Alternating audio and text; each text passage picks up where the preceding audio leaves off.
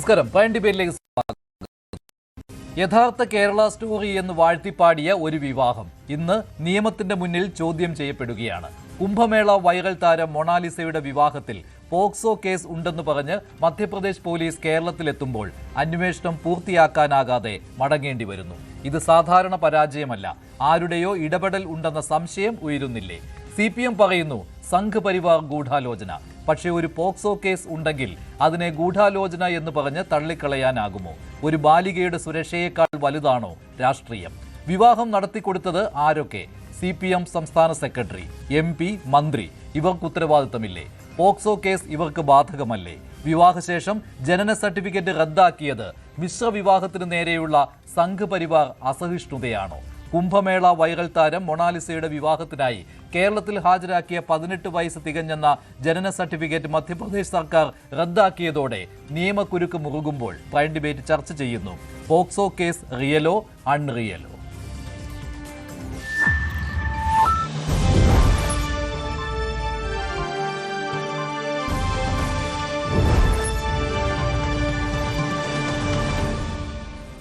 പേരിൽ ശ്രീ ശ്രീജിത്ത് പണിക്കർ, ശ്രീ രാഹുൽ ഈശ്വർ, ശ്രീ ജോർജ് ജോസഫ് എന്നിവർ ചേരുകയാണ്. VHP സംസ്ഥാന general secretary Shri Anil Vilayil telephone ലൈനിലും പ്രതികരിക്കും. ആദ്യം ശ്രീ ജോർജ് ജോസഫ്, താങ്കൾ ഇതിൽ എന്തെങ്കിലും ദുരൂഹത സംശയിക്കുന്നുണ്ടോ? മധ്യപ്രദേശ് പോലീസ് പറയുന്നു പോക്സോ കേസ് ഉണ്ട് എന്ന്, പക്ഷേ കേരള പോലീസ് ആ അന്വേഷണവുമായി സഹകരിച്ചോ? എന്തായാലും ഹൈക്കോടതിയുടെ ഈ അറസ്റ്റ് ചെയ്യരുത് മൊണാലിസയുടെ ഭർത്താവിനെ എന്നുള്ള ഒരു ഉത്തരവ് വന്നതോടുകൂടി അത് സഹായകരമായിട്ടുണ്ട് കേരള പോലീസിനും. കൂടുതൽ അന്വേഷണത്തിനായി മധ്യപ്രദേശ് സർക്കാരിനെ സഹായിക്കേണ്ടി വന്നില്ല, മധ്യപ്രദേശ് പോലീസിന് തിരിച്ചു പോകേണ്ടിയും വന്നിട്ടുണ്ട്. താങ്കൾ ദുരൂഹത സംശയിക്കുന്നുണ്ടോ ഈ വിഷയത്തിൽ?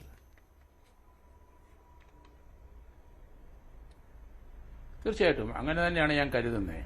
കാരണം ഇതിനകത്ത് ചൈൽഡ് മാരേജ് പ്രൊഹിബിഷൻ ആക്ട് 2006 പ്രസക്തമാണ്. Protection of children from sexual offence act 2012. ഇതിനകത്ത് 2020 എനിക്ക് തോന്നുന്ന ആ ഡേറ്റ് ഓഫ് ബർത്ത് 2028 ആണെന്ന് എനിക്ക് തോന്നുന്നു. അല്ലെ, 2009.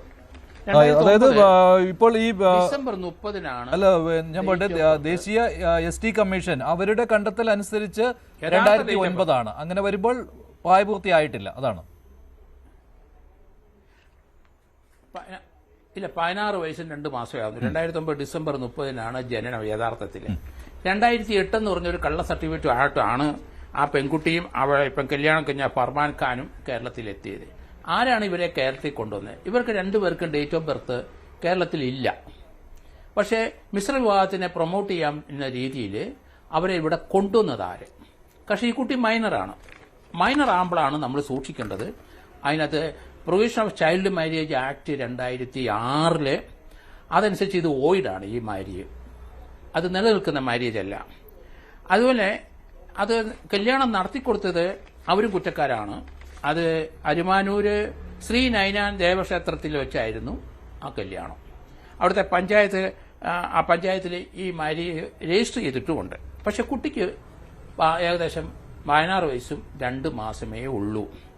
നമുക്ക് ഈ കുട്ടിയെ നമ്മൾ കാണുന്നതെല്ലാം കുംഭമേളയിലെ നീലക്കണ്ണുള്ള കുട്ടി അങ്ങ് വൈലറായി, അല്ലെങ്കിൽ നമ്മുടെ നാട്ടുഭാഷയിൽ പറഞ്ഞ വെള്ളാരം കല്ലുള്ള കുട്ടി. പക്ഷേ ഈ വെള്ളാരം കല്ല് സാധാരണഗതിയിൽ ലോകത്തിലെ 8% ആൾക്കാർക്കേ ഇത് ഉള്ളൂ, അല്ലെങ്കിൽ ഈ നീലക്കണ്ണുകൾ 8% ആൾക്കാർക്കേ ഉള്ളൂ. അത് ബ്ലാക്ക് സീയുടെ അടുത്തുനിന്ന് മൈഗ്രേറ്റ് ചെയ്ത് വന്നവർക്കാണ് സാധാരണ ലോകത്തിൽ ഇത് കാണപ്പെടുന്നതെന്നാണ് പറയുന്നത്.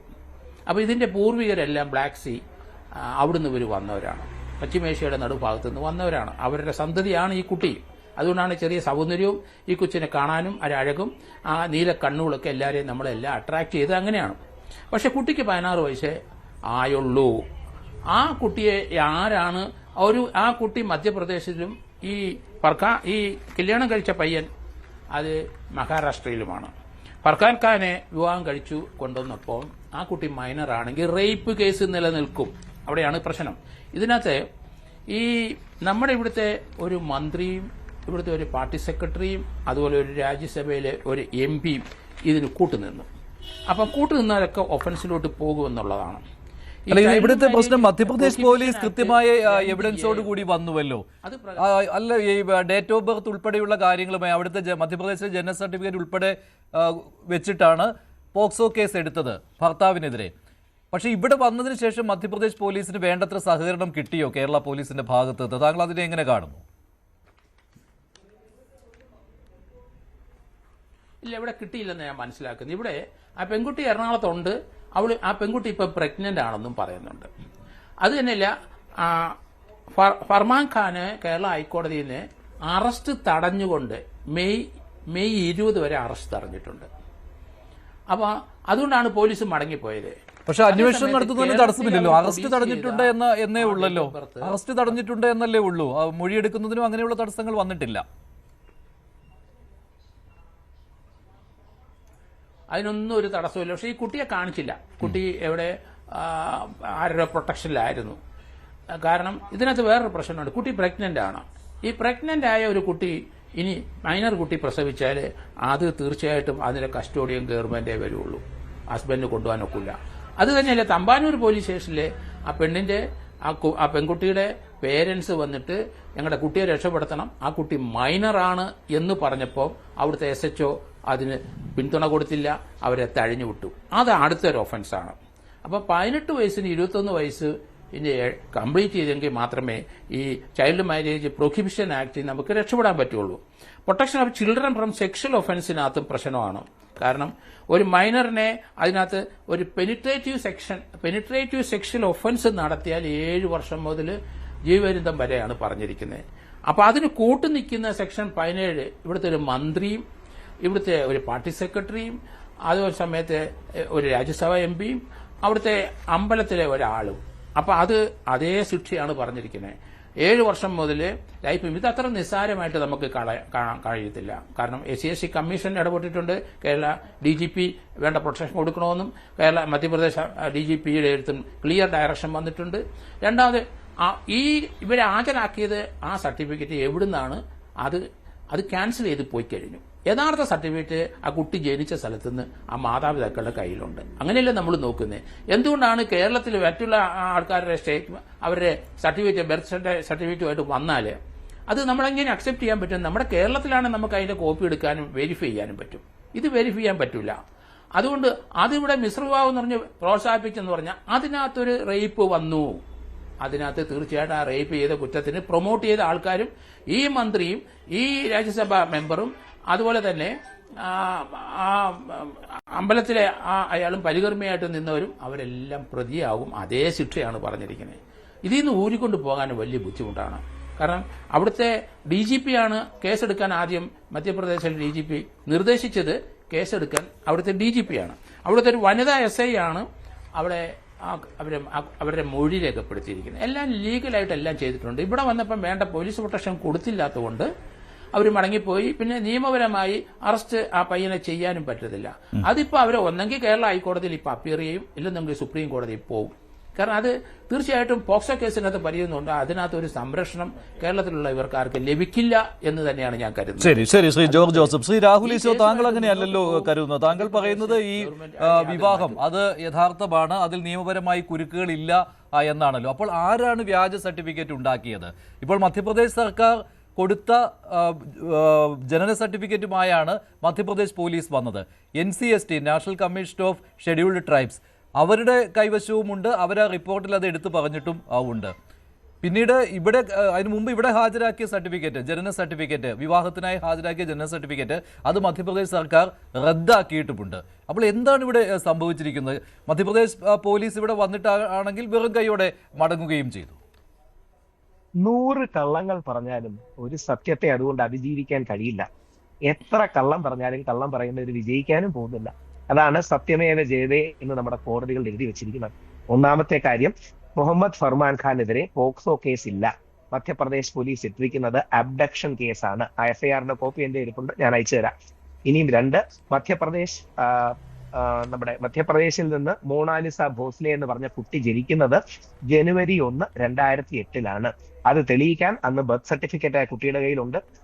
അതിന്റെ ബേസ് ചെയ്ത് കിട്ടിയ ആധാർ കാർഡുകൾ, 2 ആധാർ കാർഡുകൾ, മോണാലിസ ഏകദേശം 10 വർഷം മുമ്പ് എടുത്ത കുഞ്ഞായിരുന്നപ്പോഴത്തെ ആധാർ കാർഡ്, അതിനുശേഷം ഇപ്പോഴത്തെ ആധാർ കാർഡ്, പാൻ കാർഡ്, അവിടുത്തെ ഇലക്ടറൽ ക്രെഡൻഷ്യൽസ് ഉള്ള കാർഡ്, ഈ കാര്യങ്ങളെല്ലാം ആ കുട്ടിയുടെ ഇരിപ്പുണ്ട്. അതുകൊണ്ട് NCST പറഞ്ഞിരിക്കുന്ന കാര്യമോ ആ ജനന സർട്ടിഫിക്കറ്റ് ആ കാര്യം പൂർണ്ണമായും തെറ്റാണ് പറയാൻ കാരണം 2009 ഡിസംബർ 30 ഈ പെൺകുട്ടിയുടെ സഹോദരൻ ജനിച്ച് ആ ബർത്ത് സർട്ടിഫിക്കറ്റ് ഈ കുട്ടിയുടേതാണെന്ന് തെറ്റിദ്ധരിപ്പിച്ച് പ്രഥം ദൂബെ എന്ന് പറയുന്ന ഒരു വ്യക്തി കൊടുത്ത വ്യാജ പരാതിയിലാണ് ഈ രീതിയിലുള്ള കാര്യങ്ങൾ ഉണ്ടായത്.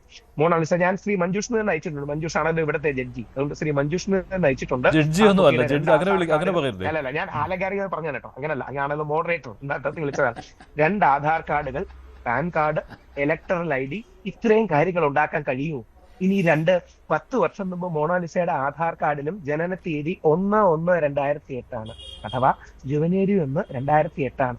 അപ്പോ ഫർമാൻ ഖാൻ 10 വർഷം ടൈം മെഷീൻ വെച്ച് പുറകോട്ട് പോയി അങ്ങനെ ഒരു ആധാർ കാർഡ് ഉണ്ടാക്കാൻ കഴിയുമോ?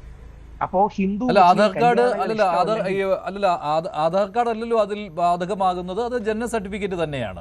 ജനന സർട്ടിഫിക്കറ്റ് ആണല്ലോ ഡേറ്റ് ഓഫ് ബർത്ത് തെളിയിക്കുവാനായിട്ട്. ആ ജനന സർട്ടിഫിക്കറ്റ് മധ്യപ്രദേശ് സർക്കാർ റദ്ദാക്കിയിട്ടില്ലേ? അത് ശരിയാണോ തെറ്റാണോ? അല്ല, മധ്യപ്രദേശ് സർക്കാർ റദ്ദാക്കിയിട്ടുണ്ട്. ഇനി ഒരു കാര്യം കൂടി, ജനന സർട്ടിഫിക്കറ്റ് റദ്ദാക്കിയാലും ഈ കമ്മ്യൂണിസ്റ്റുകാരോടുള്ള ദേഷ്യം വെച്ച് ഗോവിന്ദ മാഷിനെയും മേയറേയും MP കുറ്റം പറയുന്നതിൽ എന്താ അർത്ഥം? ഇനി റദ്ദാക്കിയെന്ന് ഇരിക്കട്ടെ, റദ്ദാക്കിയാലും ആ പെൺകുട്ടി കല്യാണം കഴിക്കുന്ന സമയത്ത് അത് വാലിഡ് ആയിരുന്നല്ലോ. റദ്ദാക്കാൻ കാരണം അത് കള്ള സർട്ടിഫിക്കറ്റ് ആയതുകൊണ്ടല്ലേ? അല്ല, അതുകൊണ്ടല്ല. എന്താണ് കാര്യം കൃത്യമായിട്ട് പറഞ്ഞുതരാം. യഥാർത്ഥത്തിൽ ഹിന്ദു മുസ്ലിം കല്യാണങ്ങളോടുള്ള അസഹിഷ്ണുതയും ഇവർക്ക് പണി കൊടുക്കാനുള്ള ആഗ്രഹവും കൊണ്ട് പ്രഥം ദൂബയെ പോലൊരു വ്യക്തി ചെന്ന്, അല്ലെങ്കിൽ ഒരു തീവ്ര ഹിന്ദുത്വവാദി ലൈനുള്ള ആളാണ്, അയാൾ ചെന്ന് മാനിപ്പുലേറ്റ് ചെയ്തതാണ് ഈ കുട്ടിയുടെ. ക്ലാരിറ്റി വേണം. ഏത് സർട്ടിഫിക്കറ്റ്? ഈ പറയുന്ന വിവാഹത്തിന് വേണ്ടി ഹാജരാക്കിയ സർട്ടിഫിക്കറ്റ്, അതായത് 1/1/2008 ആ കുട്ടി ജനിച്ചത് എന്ന് കാണിക്കുന്ന സർട്ടിഫിക്കറ്റ് മധ്യപ്രദേശ് സർക്കാരിൽ സമ്മർദ്ദം ചെലുത്തി റദ്ദാക്കിയതാണ് എന്നാണ് താങ്കൾ പറയുന്നത് അല്ലേ? 100%. 1/1/2008 ജനിച്ച ഈ കുട്ടി 2009 ഡിസംബർ 30 ജനിച്ചതെന്ന് തെറ്റിദ്ധാരണ ഉണ്ടാക്കാനായി പ്രഥം ദൂബെ എന്ന് പറയുന്ന ഒരു വ്യക്തി ചെയ്ത കാര്യമാണ്. അതിനെതിരെ മോണാലിസ കേരളത്തിലെ ADGPക്കും കമ്മീഷണർക്കും പരാതി കൊടുത്തിട്ടുണ്ട്. ഈ 2 ദിവസങ്ങളിനുള്ളിൽ കോടതിയിൽ തന്നെ പ്രസന്റ് ചെയ്ത് ആ കുട്ടി സ്റ്റേറ്റ്മെന്റ് കൊടുക്കുന്നുമുണ്ട്. ഇപ്പൊ ആ പെൺകുട്ടി പ്രഗ്നന്റും കൂടിയാണ്. യഥാർത്ഥത്തിൽ നമ്മൾ ഇവരെ ദ്രോഹിക്കുന്നത് കൊണ്ട് യാതൊരു അർത്ഥവുമില്ല. ശ്രീ മഞ്ജുഷ്, ഒറ്റ കാര്യം ആലോചിച്ച് നോക്കൂ. 2 ആധാർ കാർഡുകൾ, അതായത് ആദ്യത്തെ ആധാർ കാർഡിന്റെ ഫോട്ടോ പഴയത്, പിന്നത്തെ ഇപ്പോഴത്തെ ഫോട്ടോ, ആധാർ കാർഡ് 10 വർഷം മുമ്പത്തെ ആധാർ കാർഡ്, പാൻ കാർഡ്, ഈ കുട്ടിയുടെ ഇലക്ടറൽ ക്രെഡൻഷ്യൽ, അതായത് ആ കുട്ടിയെ ഇലക്ടറൽ ID കയറ്റിയിട്ടുണ്ട്. ഇതെല്ലാം അവർക്ക് മാനിപ്പുലേറ്റ് ചെയ്ത് ഉണ്ടാക്കാൻ കഴിയുന്നു. നേരെ തിരിച്ച് ഇവർ ചെയ്തത് ഈ പെൺകുട്ടിയുടെ അനിയൻ, NCST ഹാജരാക്കിയതോ, national commission of scheduled tribes, അവിടെ ഹാജരാക്കിയത് സർട്ടിഫിക്കറ്റോ? അത് വ്യാജമാണ്, തെറ്റാണ്. പ്രഥം ദൂബെ മിസ്റെപ്രസെന്റ് ചെയ്തതാണ്. ഈ പെൺകുട്ടിയുടെ അനിയന്റെ ബർത്ത്ഡേ ഈ പെൺകുട്ടിയുടേതാണ് എന്ന് മിസ്റെപ്രസെന്റ് ചെയ്ത് ഈ പെൺകുട്ടിക്കും ഫർമാനും പണി കൊടുക്കാൻ വേണ്ടി ചെയ്തതാണ്. എനിക്ക് അവരോട് പറയാനുള്ള ഒറ്റ കാര്യമേ ഉള്ളൂ, നിങ്ങൾക്ക് പണി കൊടുക്കണമെങ്കിൽ ഈ മുതിർന്ന ആൾക്കാർക്ക് പണി കൊടുക്കുക, ഈ 18-25 വയസ്സായ പിള്ളേർക്ക് പണി കൊടുക്കാതിരിക്കുക. അവർ കേരളത്തിൽ വന്നു, കേരള പോലീസ് ഇത് ക്രോസ് ചെക്ക് ചെയ്തു, ആധാറും പാനും അന്ന് കൊടുത്ത. ഇനി ഒരു കാര്യം കൂടെ ഉണ്ട്, മോണാലിസയുടെ അച്ഛന്റെ കയ്യിൽ നിന്ന് മേടിച്ചാണ് ആധാർ കാർഡ് പോലീസ് ചെക്ക് ചെയ്തത്. ആ പോലീസ് സ്റ്റേഷനിൽ പോയാൽ, അല്ലെങ്കിൽ അവിടുത്തെ CCTV ദൃശ്യങ്ങളിൽ മോണാലിസയുടെ അച്ഛൻ വന്നതടക്കമുള്ള കാര്യങ്ങൾ കാണാൻ കഴിയും. 2 പോക്സോ എന്നൊക്കെ നമ്മള് അദ്ദേഹം മകളെ കാണാനില്ല എന്നുള്ള പരാതി കൊടുത്തയാളല്ലേ? അദ്ദേഹം ന്യൂസ് 18 സംസാരിച്ചിരുന്നു അദ്ദേഹത്തിന്റെ നാട്ടിൽ വെച്ച്. തട്ടിക്കൊണ്ടുപോയതാണെന്നാണ് അദ്ദേഹം പരാതി കൊടുത്തത്. അപ്പോൾ അല്ല, മാത്രമല്ല ജനിച്ച് 18 വയസ്സ് കഴിഞ്ഞിട്ടില്ലെന്നും പറഞ്ഞിരുന്നു. അല്ല, തട്ടിക്കൊണ്ടുപോയതാണെങ്കിൽ എന്തിനാ പോലീസ് സ്റ്റേഷനിൽ കൂടെ പോയത്? തട്ടിക്കൊണ്ടുപോയതാണെങ്കിൽ ഈ അച്ഛന്റെ ആധാർ കാർഡ് എന്തിനാ പോലീസിന് കൊടുത്തത്? അത് താങ്കൾ പറഞ്ഞ ഇവിടെ തമ്പാനൂർ പോലീസിന്റെ കാര്യം ഇതൊക്കെ പിന്നീട് ഉണ്ടാക്കുന്ന കള്ളക്കഥകളാണ്. എങ്ങനെങ്കിലും മോണാലിസയും ഫർമാനെയും പിരിക്കാനും മോണാലിസയ്ക്കും ഫർമാനും പണി കൊടുക്കാനും കേരള സ്റ്റോറി 3 ഉണ്ടാക്കാനുള്ള കള്ളക്കഥ ഉണ്ടാക്കാനുള്ള പരിസരം ഉണ്ടാക്കുകയാണ്. ഇത്രയധികം താങ്കൾ അതിലേക്ക് പോകണം. അതെന്താണ് കേരള സ്റ്റോറി 3 എന്ന് താങ്കൾ ഉദ്ദേശിക്കുന്നത്? കേരള സ്റ്റോറി 3 എന്ന് പറഞ്ഞാൽ കേരളത്തിൽ നിന്ന് ഹിന്ദു പിന്നോക്ക വിഭാഗത്തിലുള്ള പെൺകുട്ടിയെ ഞങ്ങൾ മുസ്ലിമിന്റെ കയ്യിൽ നിന്ന് തിരിച്ചു കൊണ്ടുവന്നു എന്ന കള്ളക്കഥ ഉണ്ടാക്കാൻ മധ്യപ്രദേശിലെ ചില പവർഫുൾ ആയ ആൾക്കാർ ചെയ്യുന്നതാണ്. ഇത് രാഹുൽ ഈശ്വറിന്റെ വാചകങ്ങളല്ല. ഞാൻ മോണാലിസ ഫർമാൻ 2 പേരോടും സംസാരിച്ചത് വീഡിയോ ആയിട്ടെടുത്ത് എന്റെ യൂട്യൂബിൽ കൊടുത്തിട്ടുണ്ട്, താങ്കൾക്കും കാണാൻ. ഞാൻ പത്രസമ്മേളനത്തിൽ കാണിക്കുകയും ചെയ്തു. അതിൽ മോണാലിസ വ്യക്തമായി പറയുന്നത്, എനിക്ക് കേരളത്തിൽ ജീവിക്കണം, എനിക്ക് ഘർ ബസാന ഹെ, എനിക്ക് ഇവിടെയാണ് ജീവിക്കേണ്ടത്, ഫർമാന്റെ കൂടാണ് ജീവിക്കേണ്ടതെന്നുള്ളതാണ്. അങ്ങനെ രണ്ട് യുവാക്കളുടെ അവരുടെ താല്പര്യമാണ്. 18 ശരി, വയസ്സ് ശ്രീ കഴിഞ്ഞവരാണ്. പണിക്കർ, അത് ഇതിപ്പോൾ 18 വ്യാജ വയസ്സില്ലെന്ന് പോക്സോ പറയുന്നത്. കേസായി മാറുകയാണോ? മൊണാലിസയ്ക്ക് 18 വയസ്സ് തികഞ്ഞു എന്നാണ് അത് വെരിഫൈ ചെയ്ത രാഹുൽ ഈശ്വർ പറയുന്നത്. 2 സർട്ടിഫിക്കറ്റുകളും വെരിഫൈ ചെയ്തിട്ട് മധ്യപ്രദേശ് സർക്കാർ കഴിഞ്ഞ ദിവസം റദ്ദാക്കിയ ജനന സർട്ടിഫിക്കറ്റ് ഉണ്ടല്ലോ, അത് സമ്മർദ്ദം ചെലുത്തി ചെയ്ത പണിയാണെന്നാണ് രാഹുലിന്റെ വാദം. നോക്കൂ, ഇതിലൊരു പ്രധാനപ്പെട്ട പ്രശ്നം ശ്രീ രാഹുൽ ഈശ്വർ അദ്ദേഹത്തിൻ്റെ തന്നെ വാദങ്ങളെയാണ് ആധികാരികമായിട്ട് ആശ്രയിക്കുന്നത് എന്നുള്ളതാണ്. രാഹുൽ ഈശ്വർ പറയുന്ന വാദങ്ങളെയാണോ മധ്യപ്രദേശ് സർക്കാർ പറയുന്ന വാദങ്ങളെയാണോ നമുക്ക് മുഖവിലക്കെടുക്കാൻ കഴിയുന്നത് എന്ന് ചോദിച്ചാൽ നിശ്ചയമായിട്ടും അതൊരു സർക്കാർ പറയുന്ന കാര്യങ്ങളെയാണ്.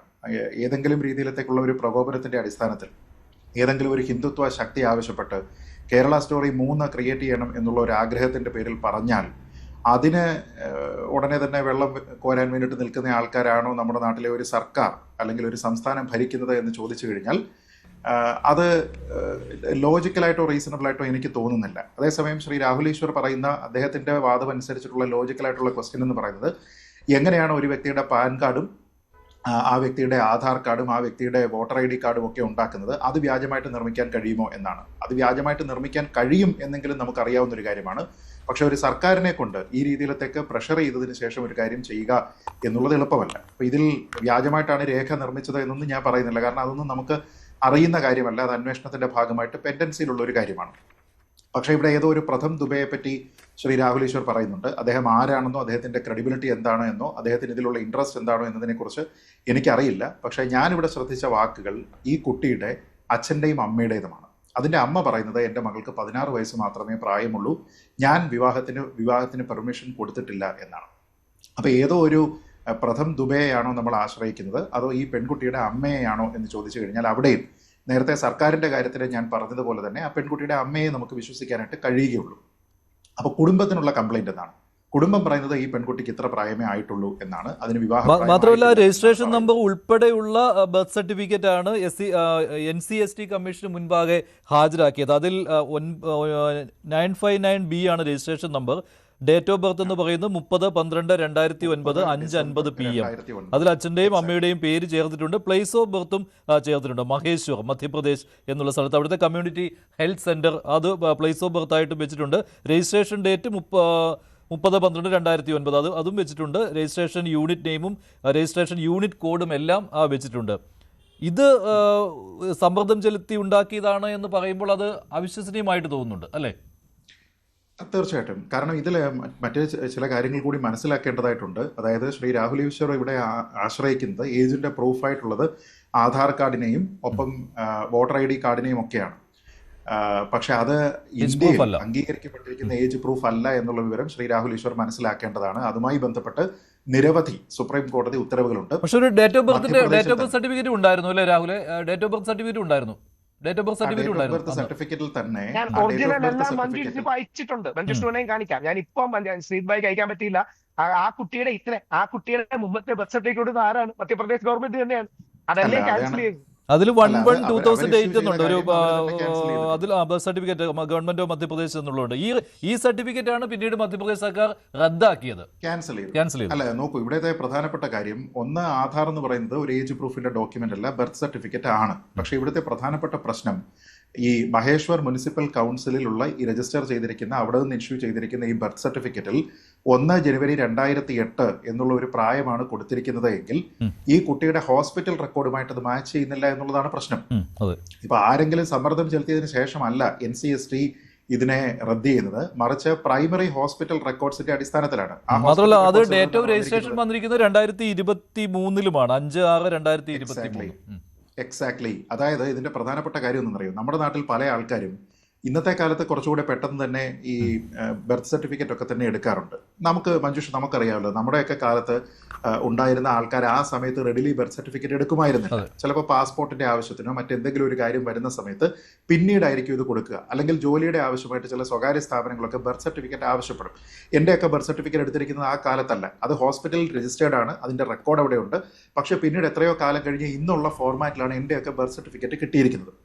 ഇവിടുത്തെ പ്രധാനപ്പെട്ട കാര്യം അങ്ങനെയുള്ള ഒരു ബർത്ത് സർട്ടിഫിക്കറ്റ് ഈ പെൺകുട്ടിയുടെ പേരിൽ ഉണ്ട് എങ്കിലും ഗവൺമെന്റ് ഹോസ്പിറ്റൽ മഹേശ്വർ മധ്യപ്രദേശ് അവിടെ രജിസ്റ്റർ ചെയ്തിരിക്കുന്ന ഈ ബർത്ത് എന്ന് പറയുന്നത് 2009 ഡിസംബർ 30 2009 ഡിസംബർ 30 ആയിട്ടുണ്ട് എങ്കിൽ ആ പെൺകുട്ടിക്ക് 16 വയസ്സേ പ്രായമുള്ളൂ പക്ഷേ എന്നുള്ളതാണ്. രാഹുൽ പറയുന്നത് എന്തുകൊണ്ടാണ് അല്ല, വെറുതെ രാഹുൽ cancel പറയുന്നത് 1/1/2008 എന്നുള്ളതാണ് കൃത്യമായ ഡേറ്റ് ഓഫ് ബർത്ത്. ഈ പറയുന്ന ദുബെ അദ്ദേഹം സമ്മർദ്ദം ചെലുത്തിയാണ് ഈ 31/12/2009 18 വയസ്സ് തികയാത്ത ആ ബർത്ത് സർട്ടിഫിക്കറ്റ് ഉണ്ടാക്കിയത് എന്നാണ്. അല്ല, ഞാൻ ചോദിക്കുന്നത് ഒരു മധ്യപ്രദേശ് സർക്കാരിന്, എല്ലാവരുടെയും താല്പര്യങ്ങൾ സംരക്ഷിക്കുന്ന ഒരു ഗവൺമെന്റിന്, ഇപ്പോൾ VHP അല്ലല്ലോ ബർത്ത് സർട്ടിഫിക്കറ്റ് ഇഷ്യൂ ചെയ്യുന്നത്, അങ്ങനെ ബർത്ത് സർട്ടിഫിക്കറ്റ് ഇഷ്യൂ ചെയ്യുകയും അത് റദ്ദാക്കുകയും ചെയ്യുന്നതിനുള്ള അതോറിറ്റീസ് ഇരിക്കുന്ന ഒരു സ്ഥലത്ത് ഗവൺമെന്റ് ഒരു കാര്യം ഇഷ്യൂ ചെയ്യുന്ന സമയത്ത് അവിടെ എന്ത് തരത്തിലുള്ള VHP താല്പര്യമാണ് ഉണ്ടാവുക, അല്ലെങ്കിൽ തീവ്ര ഹിന്ദുത്വ താല്പര്യമാണ് അവിടെ ഉണ്ടാവുക? എനിക്കത് മനസ്സിലാവാത്തതുകൊണ്ട് ഞാൻ ചോദിക്കുകയാണ്. അവിടെ കൊണ്ടുവന്നിരിക്കുന്നത് ഇത് ഡിസ്പ്യൂട്ട് ചെയ്യുന്നത് എന്തുകൊണ്ടാണ്?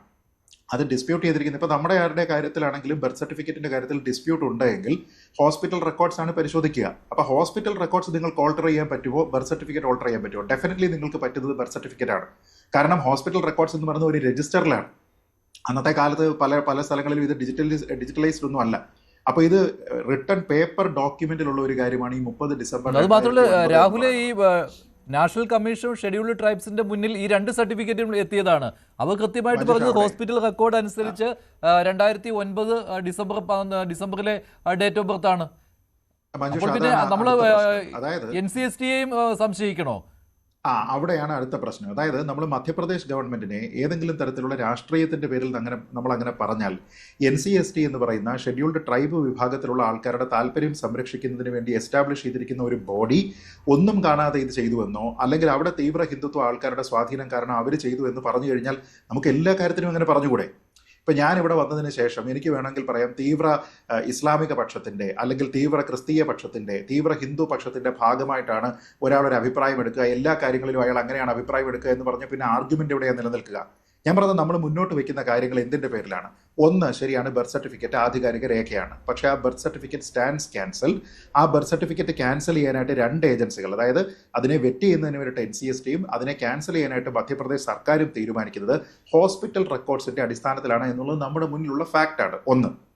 2, പിന്നീടുള്ള കാര്യം എന്ന് പറയുന്നത് പാൻ കാർഡാണ്. പാൻ കാർഡ് എന്ന് പറയുന്നത് ഏജ് പ്രൂഫ് അല്ല എന്നുള്ളത് നമുക്ക് എല്ലാവർക്കും അറിയാം. കാരണം അതിനകത്ത് അങ്ങനത്തെ കാര്യങ്ങളൊന്നും തന്നെ ഇല്ല. അടുത്തത് എന്ന് പറയുന്നത് വോട്ടർ ID കാർഡാണ്, പിന്നെ ആധാർ കാർഡാണ്. ഈ 2 കാര്യങ്ങളും അക്സെപ്റ്റ് ചെയ്യാൻ കഴിയില്ല എന്ന് സുപ്രീം കോടതി ബിരാദ്മാൽ സിംഘ്വി വേഴ്സസ് ആനന്ദ് പുരോഹിത് എന്നുള്ള കേസിൽ വളരെ കൃത്യമായിട്ട് പറയുന്നുണ്ട്. പ്രൈമറി എവിഡൻസ് എക്സിസ്റ്റ് ചെയ്യുന്നുണ്ട് എങ്കിൽ, അതായത് ജനനവുമായി ബന്ധപ്പെട്ട റെക്കോർഡുകൾ, ആ റെക്കോർഡ് എന്ന് പറയുന്നത് ബർത്ത് സർട്ടിഫിക്കറ്റ് ആകാം, ഇനി അതിനെ പ്രീസീഡ് ചെയ്യുന്ന ഹോസ്പിറ്റൽ റെക്കോർഡുകളാകാം. ഈ കാര്യങ്ങൾ ഉണ്ടെങ്കിൽ അതാണ് പരിശോധിക്കേണ്ടത്.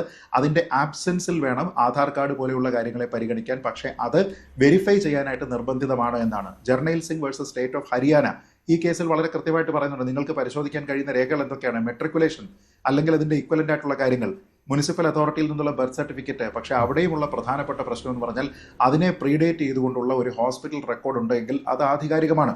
ഇനി എല്ലാം പോയിക്കോട്ടെ, നമ്മുടെ ഈ ആധാർ ഇഷ്യൂ ചെയ്യുന്ന unique identification authority of India പറയുന്നത് എന്താണ്?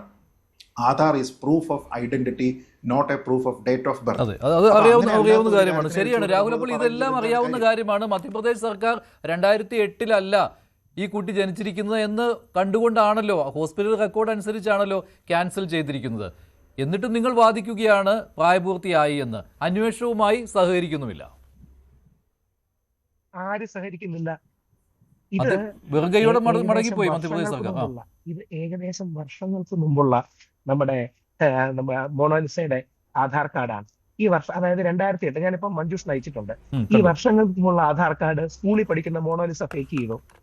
ഫർമാനെ പരിചയപ്പെട്ടിട്ട് ഏതാനും മാസങ്ങളേ ആയുള്ളൂ. അതായത് ഈ ആധാർ കാർഡ് ആരാ എടുത്തത്?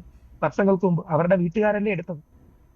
ഈ ആധാർ കാർഡ് എടുത്തതാരാ? ആധാർ കാർഡ് പ്രൂഫ് അല്ലെന്ന് സീത് ഭായ് പറയുന്നത് വളരെ കറക്റ്റാണ്. പക്ഷേ ഈ സ്കൂളിൽ പഠിക്കുന്ന കാലത്ത് നിങ്ങളുടെ ആധാർ കാർഡ് എടുത്തത് വേറെ ആരെങ്കിലും ആണോ? അന്ന് ആരാണ് 2008 ജനുവരി 1 ആധാർ കാർഡ് എടുത്തത്? അപ്പൊ യഥാർത്ഥത്തിൽ സംഭവിച്ചിരിക്കുന്നത് സ്കൂൾ റെക്കോർഡ് ഇല്ല. സ്കൂൾ റെക്കോർഡ് അവൈലബിൾ അല്ല. 2 പക്ഷത്തിനും അവൈലബിൾ അല്ലല്ലോ. 2 പക്ഷത്തിനും അവൈലബിൾ അല്ല. സ്കൂളിൽ പഠിക്കുന്ന സമയത്ത് എടുത്തിരിക്കുന്ന ആധാർ കാർഡാണ്, പക്ഷേ സ്കൂൾ റെക്കോർഡ് ഇല്ല. പക്ഷേ സ്കൂളിൽ പഠിക്കുന്ന കാലത്ത് സ്കൂളിൽ പഠിക്കുന്നു എന്ന് പറഞ്ഞാൽ പ്രായം കൊണ്ട് സ്കൂളിൽ പഠിക്കുന്ന കാലത്ത്. എക്സാക്ട്ലി, ഞാൻ പറഞ്ഞത് മെട്രിക്കുലേഷൻ ഡേറ്റ ഉൾപ്പെടെയുള്ള സ്കൂൾ അഡ്മിഷൻ ഉൾപ്പെടെയുള്ള കാര്യങ്ങൾ ഒറിജിനൽ ആയിട്ട് അതിന് വേണ്ടിയിട്ട് പരിഗണിക്കാമെന്നിരിക്കെ അത് പരിഗണിക്കാൻ കഴിയാത്ത ആധാർ കാർഡിനേക്കാൾ നമ്മൾ അന്വേഷിക്കേണ്ടത് ഏതാണ്? ഇനി 2008 ജനുവരി 1 ബർത്ത് സർട്ടിഫിക്കറ്റ് ആരാണ് ഒപ്പിട്ട് കൊടുത്തിരിക്കുന്നത്? 2008 ജനുവരി 1 എന്ന ഈ പെൺകുട്ടിയുടെ ബർത്ത് സർട്ടിഫിക്കറ്റ് ആരാണ് ഒപ്പിട്ട് കൊടുത്തിരിക്കുന്നത്? ആരുമല്ലല്ലോ. അവിടത്തെ, കൃത്യമായി പറഞ്ഞാൽ അവിടത്തെ ചീഫ് മുനിസിപ്പൽ ഓഫീസർ മഹേശ്വറിന്റെ തന്നെയാണ്. ഈ സർട്ടിഫിക്കറ്റ് വേറെ ആരുണ്ടാക്കിയെന്നാ പറയുന്നത്? ഫർമാൻ ഖാനെ കാണുന്നതിന് മുമ്പുള്ള ബർത്ത് സർട്ടിഫിക്കറ്റ് അല്ലേ ഇത്? ഈ 18 വയസ്സ് പോലും തിരഞ്ഞിട്ടില്ലാത്ത മോണോലിസ ഈ വ്യാജ ബർത്ത് സർട്ടിഫിക്കറ്റ് ഉണ്ടാക്കിയെന്നാണോ നമ്മൾ അനുമാനിക്കേണ്ടത്? അതായത് ഫർമാൻ ഖാനെ പരിചയപ്പെട്ടിട്ട് ഏതാനും മാസങ്ങളല്ലേ ആയുള്ളൂ. അപ്പോ യഥാർത്ഥത്തിൽ ഈ ബർത്ത് സർട്ടിഫിക്കറ്റ് ആരുണ്ടാക്കി? ആ ബർത്ത് സർട്ടിഫിക്കറ്റ് ഇഷ്യൂ ചെയ്തിരിക്കുന്ന വർഷം ഏതാണ്? ബർത്ത് സർട്ടിഫിക്കറ്റ് ഇഷ്യൂ ചെയ്യുന്ന 2025 5/6. 5/6/2025. അപ്പൊ അത് കഴിഞ്ഞ വർഷം, കഴിഞ്ഞ ജൂണിൽ ഒരു വർഷം ആയിട്ടില്ല. ജൂണിലാണ്. ഒരു വർഷം ആയിട്ടില്ല. ഇല്ല, കഴിഞ്ഞ ജൂണിൽ. ഒരു വർഷം ആയിട്ടില്ല. അതെ, കഴിഞ്ഞ ജൂണിൽ. അപ്പൊ പിന്നെ അതിന്റെ റെലവൻസ് ഞാൻ നേരത്തെ പറഞ്ഞ റെലവൻസ് ഈ ഒരു ആവശ്യത്തിന് വേണ്ടി തയ്യാറാക്കിയതാണെന്ന് സംശയിക്കാൻ ഉതകുന്ന രീതിയിലാണ്. ഞാൻ പറഞ്ഞ രാഹുൽ ഈശ്വർ പറയുന്നത് പോലെയല്ല. ഞാൻ പറയുന്നത് കേൾക്കൂ. അതായത് സംശയിക്കാൻ കഴിയുന്ന ഗ്രൗണ്ട്സ് ഇതിൽ ഉണ്ടോ എന്ന് ചോദിച്ചാൽ ഉണ്ട് എന്നതിനെ സ്ഥാപിക്കാനാണ് ഞാൻ പറഞ്ഞത്. ബാക്കി തിരിച്ച് സംശയിക്കാൻ കഴിയുന്ന ഗ്രൗണ്ട്സ് എന്താണ്? യഥാർത്ഥത്തിൽ അതിനുശേഷം ഈ പെൺകുട്ടിയുടെ വിവാഹത്തെയും കുടുംബത്തെയും തകർക്കാനായി ഇവർ ചെന്ന് മാരേജ് സർട്ടിഫിക്കേഷൻ ക്യാൻസൽ ചെയ്തു. ബർത്ത് സർട്ടിഫിക്കേഷൻ ക്യാൻസൽ ചെയ്തു.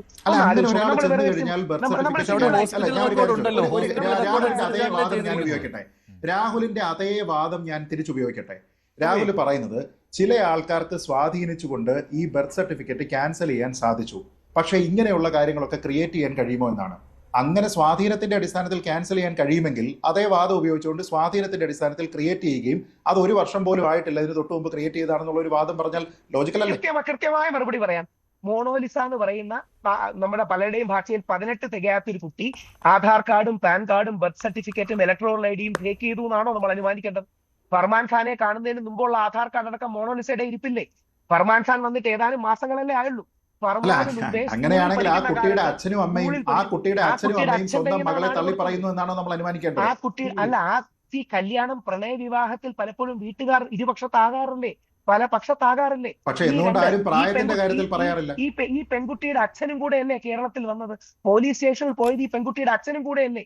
ആ പെൺകുട്ടിയുടെ പ്രായത്തിനെ കുറിച്ച് പ്രണയ വിവാഹത്തിനോട് എതിർപ്പുള്ള ആൾക്കാർ എന്റെ കുട്ടി മൈനർ ആണ് എന്ന രീതിയിലത്തേക്ക് പറയുന്ന കേസുകൾ ഇല്ല. ഒന്നാമത്തെ കാര്യം, മൈനർ ആണെങ്കിൽ അച്ഛൻ എന്തിനാ വിട്ടിട്ട് പോയത്? ഞാൻ ചോദിക്കുന്നത് മൈനർ അല്ല എങ്കിൽ മധ്യപ്രദേശ് സർക്കാരും NCST ഞാൻ പറഞ്ഞത് NCST എന്ന് പറഞ്ഞ ഏറ്റവും കൂടുതൽ ഇന്ത്യയിൽ അക്കൗണ്ടബിലിറ്റി ഉള്ള ഒരു ബോഡിയാണ്. അവർ എന്തിന്റെ പേരിലാണ് വെരിഫൈ ചെയ്തതിനു ശേഷം അത് വേണ്ടെന്ന് ഏതോ ഒരു പ്രഥം എന്ന് പറഞ്ഞ ഒരു വ്യക്തി പറഞ്ഞു കഴിഞ്ഞാൽ അയാളുടെ താളത്തിന് തുല്യൻ അയാൾ ഇന്ത്യൻ പ്രസിഡന്റ് ആണോ? NCSTയുടെ തലവൻ ഏത് പാർട്ടിക്കാരനാണ്? അങ്ങനെയൊക്കെ നോക്കിക്കഴിഞ്ഞാൽ അങ്ങനെയാണ് നമുക്ക് കോടതി ഉത്തരവിടുന്ന ജഡ്ജിനെ നമുക്ക് അങ്ങനെ പറയേണ്ടി വരുമല്ലോ. പറയുന്നില്ല. അപ്പോ രാഹുൽ ഞാൻ ഒരു കാര്യം ചോദിക്കട്ടെ. മുനിസിപ്പൽ കോർപ്പറേഷനിൽ മുനിസിപ്പാലിറ്റിയിൽ നിന്ന് ഈ ബർത്ത് സർട്ടിഫിക്കറ്റ് ഇഷ്യൂ ചെയ്തിരിക്കുന്ന ആളിന്റെ ജാതിയും മതവും അയാളുടെ പാർട്ടിയും ഏതാണെന്ന് നമുക്കറിയോ? രാഹുൽ അന്വേഷിച്ചില്ല. ഇല്ല. നീ തിരിച്ചു ചോദിക്കാം. സിമ്പിൾ ചോദ്യം, ആര് പ്രിപ്പയർ ചെയ്തു എന്നാണ് ശ്രീജിത് ഭായ് അനുമാനിക്കുന്നത്? വർഷങ്ങൾക്കുള്ള ആധാർ കാർഡും പാൻ കാർഡും ഇലക്ട്രോണൽ ഐഡിയും ബർത്ത് സർട്ടിഫിക്കറ്റും ആര് ഫേക്ക് ചെയ്തു? ആരോപണം നിലനിൽക്കുന്നെങ്കിൽ അത് കണ്ടുപിടിക്കും. അപ്പൊ അങ്ങനെയാണെങ്കിൽ എന്റെ ചോദ്യം ഹോസ്പിറ്റൽ റെക്കോർഡ് എന്തുകൊണ്ട് 2009 ഡിസംബർ 30 എന്ന് പറയുന്ന ഹോസ്പിറ്റൽ റെക്കോർഡ് ഇവരുടെ അനിയന്റെയാണ്. ലെടുക്ക എന്നുള്ളത് ലെടുക്കി ഇവര് മാറ്റിയതാണ്.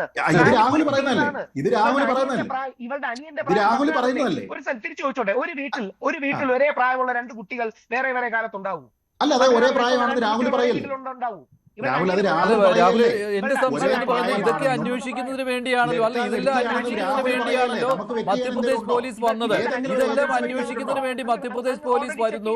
അല്ലല്ല, ഞാൻ പോട്ടെ. രാഹുൽ പറഞ്ഞു അന്വേഷണവുമായി സഹകരിച്ചെന്ന്. രാഹുൽ പറയുന്നു കേരള പോലീസ്. അല്ലല്ല രാഹുലെ, അല്ലല്ല താങ്കളുണ്ടല്ലോ, താങ്കളാണല്ലോ നിയമോപദേശം കൊടുക്കുന്നത്. അന്വേഷണവുമായി സഹകരിച്ചു എന്ന് താങ്കൾ പറയുന്നു. എന്ത് സഹകരണമാണ് അന്വേഷണവുമായി ഉണ്ടായത്? ഇതെല്ലാം കണ്ടുപിടിക്കാനാണല്ലോ മധ്യപ്രദേശ് പോലീസ് വന്നത്. ശ്രീജിത് ഭായ് സത്യവും ഫാക്റ്റും പറയുന്ന ഒരാളാണല്ലോ. ഫർമാനെതിരെ പോക്സോ കേസ് എടുത്തിട്ടുണ്ടോ? അബ്ഡക്ഷൻ ആണ് കേസ്. പോക്സോ കേസ് എന്നൊക്കെ ഉള്ളത് വ്യാജ മാധ്യമ നിർമ്മിതിയാണ്. ഫർമാനെതിരെ മധ്യപ്രദേശ് പോലീസ് പോക്സോ കേസ് അല്ല ഇട്ടിരിക്കുന്നത്, അബ്ഡക്ഷൻ കേസാണ്. എന്റെ FIR ഉണ്ട്, ഞാൻ അയച്ചു തരാം. ഇതൊക്കെ സ്പൈസ് അപ്പ് ചെയ്യാൻ വേണ്ടി നമ്മുടെ നാട്ടിൽ ഉണ്ടാക്കുന്ന കള്ളത്തരങ്ങളാണ്. ഫർമാനെതിരെ മധ്യപ്രദേശ് പോലീസ് പോലും അബ്ഡക്ഷന്റെ കേസാണ് ഇട്ടിരിക്കുന്നത്, പോക്സോ കേസ് അല്ല. 2, അബ്ഡക്ഷൻ എന്ന കേസ് നിലനിൽക്കാത്തതിന്റെ കാരണം ഇവളുടെ അച്ഛന്റെ കൂടാണ് വന്നത്. ഇവളുടെ അച്ഛൻ എന്ന് പറയുന്ന ജയസിംഗ് ഭോസ്ലെയാണ് പോലീസ് സ്റ്റേഷനിൽ കൊണ്ടുപോയി ഇവരോടൊപ്പം ആധാർ കാർഡ് കൊടുത്തത്. അങ്ങനെയാണെങ്കിൽ മൈനറായ കുട്ടിയെ വിട്ടിട്ട് ഇയാൾ പോണത് എന്തിനാ? അതിനുശേഷം ഇവർക്ക് പണി കൊടുക്കാനായി നമ്മുടെ നാട്ടിലെ കമ്മ്യൂണിസ്റ്റ് സർക്കാർ കള്ളക്കേസുകൾ ഇടുന്നത് പോലെ അവര് കള്ളക്കേസ് ഇടുകയാണ്. എന്നിട്ട് ഇവരെ ബുദ്ധിമുട്ടിക്കാൻ നോക്കുകയാണ്. ശ്രീ ഗണപത് എന്ന SI ആണ് വന്നത്. ഞാൻ ശ്രീ ഗണപതിനോട് പറഞ്ഞു, സാറേ ദ്രോഹിക്കരുത്, പാവപ്പെട്ട പിള്ളേരാണ്, 2-3 ദിവസമായിട്ട് ഓട്ടത്തിലാണ്, ഇവരെ ദ്രോഹിച്ചിട്ട് എന്ത് കിട്ടാനാണ്? ഒറ്റ കാര്യമേ ഉള്ളൂ. ഇനി നേരത്തെ അങ്ങ് പറഞ്ഞു രാഹുൽ ഈശ്വർ ആണോ മധ്യപ്രദേശ് ഗവൺമെന്റ് ആണോ എന്ന് ഒരു സംശയവും വേണ്ട. വരുന്ന വർഷങ്ങളിൽ നോക്കിക്കോളൂ, ഈ വിഷയം നമുക്ക് കാണുമല്ലോ. ഇത്രയും ഡോക്യുമെന്റ്സ് എങ്ങനെയാണ് മോണോലിസയ്ക്ക് ഫേക്ക് ചെയ്യാൻ കഴിയുക? ഒന്ന് ആലോചിച്ച് നോക്കുക. 2 Aadhaar, pan card, electoral ID card, birth certificate. ഇനിയും ഇതിന്റെ പിന്നിൽ പറയാൻ പോകുന്നത് ഫർമാന്റെ മറ്റ് ബന്ധങ്ങളാണ്. ഫർമാൻ വരുന്നതിന് മുമ്പുള്ള ഡോക്യുമെന്റ്സ് അല്ലേ? അപ്പൊ യഥാർത്ഥത്തിൽ ഇവർക്ക് പ്രായം കുറവുണ്ടെന്ന് കാണിച്ച് ഇവരുടെ കുടുംബത്തെ തകർക്കാനും ഇവരുടെ കല്യാണത്തെ തകർക്കാനും ചില തീവ്ര വലതുപക്ഷ ശക്തികൾ രാഹുൽ, അതിന് NCSTയും മധ്യപ്രദേശ് സർക്കാരും കൂട്ടുനിൽക്കുന്നു എന്നുള്ളതാണ് രാഹുലിന്റെ ആരോപണം. അതത്ര ചെറിയ കാര്യമല്ല. സർക്കാരുകൾ നമ്മുടെ ലെഫ്റ്റ് ഗവൺമെന്റ് എത്രയോ കള്ളക്കേസിൽ കൂട്ടുനിൽക്കുന്നു. അത് ശരിയായ ആരോപണമല്ല രാഹുൽ. ഇതിന്റെ പ്രധാന എന്നാ പിന്നെ രാഹുൽ പറയുന്നു ഞാൻ ഒരു കാര്യം ചോദിക്കാം. എന്നാ പിന്നെ രാഹുൽ പറയുന്നു പോക്സോ കേസ് ചാർജ് ചെയ്തിട്ടില്ല എന്ന്. അങ്ങനെയാണെങ്കിൽ അവർക്ക് പോക്സോ കേസ് അങ്ങ് ചാർജ് ചെയ്താൽ പോരെ? ഇത്രയും NCST അങ്ങനെ സജസ്റ്റ് ചെയ്തിട്ടുണ്ടല്ലോ. പോക്സോ കേസ് എടുക്കണമെന്ന് ആ റിപ്പോർട്ടിൽ തന്നെ പറയുന്നുണ്ടല്ലോ. പോക്സോ കേസ് എടുക്കണമെന്ന് പറഞ്ഞിട്ടുണ്ടല്ലോ. ഇല്ല, പോക്സോ കേസ് ഇല്ല. പോക്സോ കേസ് എടുക്കണമെന്ന് ശുപാർശ ചെയ്തിട്ടുണ്ട്. അതാണ് ശ്രീത് ചോദിച്ചത്. അങ്ങനെയാണെങ്കിൽ ഇത്രയും രാഷ്ട്രീയ സമ്മർദ്ദത്തിന് വഴിപ്പെട്ടിട്ടുണ്ടെങ്കിൽ അതുകൂടി അങ്ങ് എടുക്കാമായിരുന്നല്ലോ. കൃത്യമായി പറയാം, അങ്ങ് അറിഞ്ഞിരിക്കണം. എടുക്കാത്തതിന്റെ റീസൺ ഇവിടെ വന്ന് ഇവരെ അറസ്റ്റ് ചെയ്തുകൊണ്ട് പോകാൻ പറ്റില്ല. അബ്ഡക്ഷൻ ഇട്ട് കഴിഞ്ഞാൽ മൈനർ എന്ന് ക്ലെയിം ചെയ്ത് ഇവരെ റിക്കവർ ചെയ്ത് കൊണ്ടുപോകാൻ വേണ്ടിയാണ് മധ്യപ്രദേശ് പോലീസിന്റെ ടീം വന്നത്. കൃത്യമായി നമ്മുടെ കാളിരാജ് അടക്കമുള്ള കമ്മീഷനോട് സംസാരിച്ചിട്ട് ഇവരുടെ റിക്കവറി കേസ് ആണെങ്കിൽ നടക്കുമെന്ന് പറഞ്ഞാണ് വന്നത്. അപ്പൊ പോക്സോ ആണെങ്കിൽ റിക്കവർ ചെയ്യണമല്ലോ, സ്റ്റേറ്റിന്റെ റെസ്പോൺസിബിലിറ്റി ആണല്ലോ. ഇവർ ഓൾറെഡി ഹൈക്കോടതി പോയി നോട്ട് ടു അറസ്റ്റ് മേടിച്ചിട്ടുണ്ട്. അപ്പൊ ഇവര് പറയുന്നത് ഞങ്ങൾക്ക് അറസ്റ്റ് ചെയ്യേണ്ട, റിക്കവർ ചെയ്ത് കൊണ്ടുപോകാനെന്ന ഗ്രേ ഏരിയയിലെ കള്ളത്തരം പറഞ്ഞാണ് വന്നത്. ഇല്ലില്ല, പോക്സോ ചാർജ് ചെയ്ത് കഴിഞ്ഞാൽ അവരെ കൂടുതൽ ബുദ്ധിമുട്ടിക്കുകയും പോക്സോയുടെ കേസിലും റിക്കവർ ചെയ്യാനുള്ള സാധ്യതയുണ്ട്. കാരണം കസ്റ്റോഡിയൻ ഈസ് ഗവൺമെന്റ്. അല്ലാതെ അങ്ങനെയല്ല, രാഹുൽ പറഞ്ഞതുപോലെയല്ല. അബ്ഡക്ഷൻ ആണെങ്കിലും പോക്സോ ആണെങ്കിലും ഇപ്പൊ ഞാൻ ഈ പറഞ്ഞ പോലെ ഇവരുടെ മാരേജിനെ തകർക്കുകയും ഫർമാൻ ഖാനെ അനാവശ്യമായിട്ട് ഒരു മതത്തിന്റെ പേരിൽ പീഡിപ്പിക്കുകയും ചെയ്യാനാണെങ്കിൽ easiest option is POCSO. Rahul തന്നെ അബ്ഡക്ഷൻ നിൽക്കുവോ? അല്ലല്ല, അപ്പൊ അബ്ഡക്ഷൻ നിൽക്കുവോ? പെൺകുട്ടി അച്ഛന്റെ കൂടെയാണ് വന്നിരിക്കുന്നത് എന്ന് പറയുമ്പോൾ ഫർമാൻ ഖാനെതിരെയുള്ള അബ്ഡക്ഷൻ നിലനിൽക്കുവോ? അതെങ്ങനെ എന്നാ പിന്നെ നിൽക്കാത്ത അബ്ഡക്ഷൻ മാത്രമേ ഇടാവൂ, നിൽക്കാത്ത പോക്സോയും കൂടെ കിട്ടൂടെ?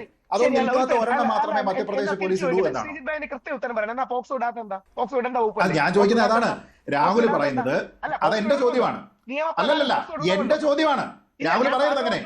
എന്റെ ചോദ്യമാണ് രാഹുലിനോട്. താങ്കൾ പറഞ്ഞിരിക്കുന്ന അനുസരിച്ച് മധ്യപ്രദേശ് ഗവൺമെന്റിനെയും NCSTയെയും ഉപയോഗിച്ചുകൊണ്ട് ഇവരെ ഇങ്ങനെ ബുദ്ധിമുട്ടിക്കുന്നതിന് വേണ്ടിയും ഫർമാൻ ഖാനെ ഒറ്റതിരിഞ്ഞ് മാറ്റി നിർത്തിയതിനു ശേഷം മതത്തിന്റെ പേരിൽ കൂടി തീവ്ര ഹിന്ദുത്വ ശക്തികൾക്ക് ആക്രമിക്കുന്നതിനും അതാണ് ഇവരുടെ ഉദ്ദേശമെങ്കിൽ ഈസിയസ്റ്റ് ഓപ്ഷൻ ഈസ് പോക്സോ എന്തുകൊണ്ടിട്ടില്ല എന്നുള്ളത് എന്റെ ചോദ്യമാണ്. അത് രാഹുൽ എന്നോടല്ല ചോദിക്കേണ്ടത്.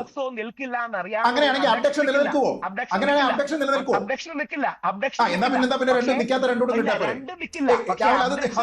ശരി, രാഹുലിന്റെ വാദമാണ്, മുഴുവൻ രാഹുലിന്റെ വാദമാണ് കേട്ടോ വരുന്നത്. ഇതൊന്നും മധ്യപ്രദേശ് പോലീസിന്റെ വാദമോ NCSTയുടെ വാദമോ ഒന്നുമല്ല. അല്ലല്ലേ, ഇതൊന്നും രാഹുലിന്റെ വാദമാണ്. ശ്രീ ജോർജ് ജോസഫ്, രാഹുലിന്റെ വാദം മാത്രമായിട്ടാണോ താങ്കൾ കാണുന്നത്? അതോ ഇതൊന്നും കേസ് നിലനിൽക്കില്ല എന്നതുകൊണ്ട് മധ്യപ്രദേശ് പോലീസ് സൗകര്യപൂർവ്വം ഇവിടെ വന്ന ഒരു അന്വേഷണത്തിന്റെ പ്രഹസനം കാട്ടി മടങ്ങി എന്നാണോ? അല്ല, ഒരു സെക്കൻഡ്, ഞാൻ ജോർജ് ജോസഫ് അദ്ദേഹം കൂടി ഉണ്ട്. അല്ല, ശ്രീധർ വരാം. ജോർജ് ജോസഫ്, ഒരു സെക്കൻഡ് രാഹുൽ. അല്ല, ജോർജ് ജോസഫ് പോക്സോ കേസ് ഇടുന്നില്ല എന്നും നിലനിൽക്കില്ല എന്നതുകൊണ്ട് പിന്നെ അബ്ഡക്ഷൻ കേസ് ഇടുമെന്നാ പറഞ്ഞത്. അതെന്ത് ലോജിക്കാ? ശരി, ശ്രീ ജോർജ് ജോസഫ്. അല്ലല്ല, ഞാൻ വരാം, നിങ്ങളുടെ വരാം. ശ്രീ ജോർജ് ജോസഫ്, ഞാൻ വരാം. രാഹുലെ വരാം. ഉണ്ട്, നിങ്ങൾക്ക് അല്ലല്ല സമയം തരാം. ശരി, അബ്ഡക്ഷൻ ഇട്ടത്? ശരി, എന്തിനാ അബ്ഡക്ഷൻ ഇട്ടത്? ശ്രീ ജോർജ് ജോസഫ്. രാഹുൽ ഇത് പറയണത് എന്താണെന്ന് വെച്ചാൽ രാഹുലാണ് കേട്ടോ നിയമോപദേശം കൊടുക്കുന്നത് ഇവർക്ക്, അതുകൊണ്ടാണ്. ശ്രീ ജോർജ് ജോസഫ്, മധ്യപ്രദേശ് പോലീസ് പോക്സോ ഇടാത്ത എന്താ? എന്തിനാ അബ്ഡക്ഷൻ ഇട്ടത്? നിലനിൽക്കത്തില്ലെങ്കിൽ അബ്ഡക്ഷൻ ഇട്ടത് നിങ്ങൾ നിർത്തു. ജോർജ് ജോസഫ്,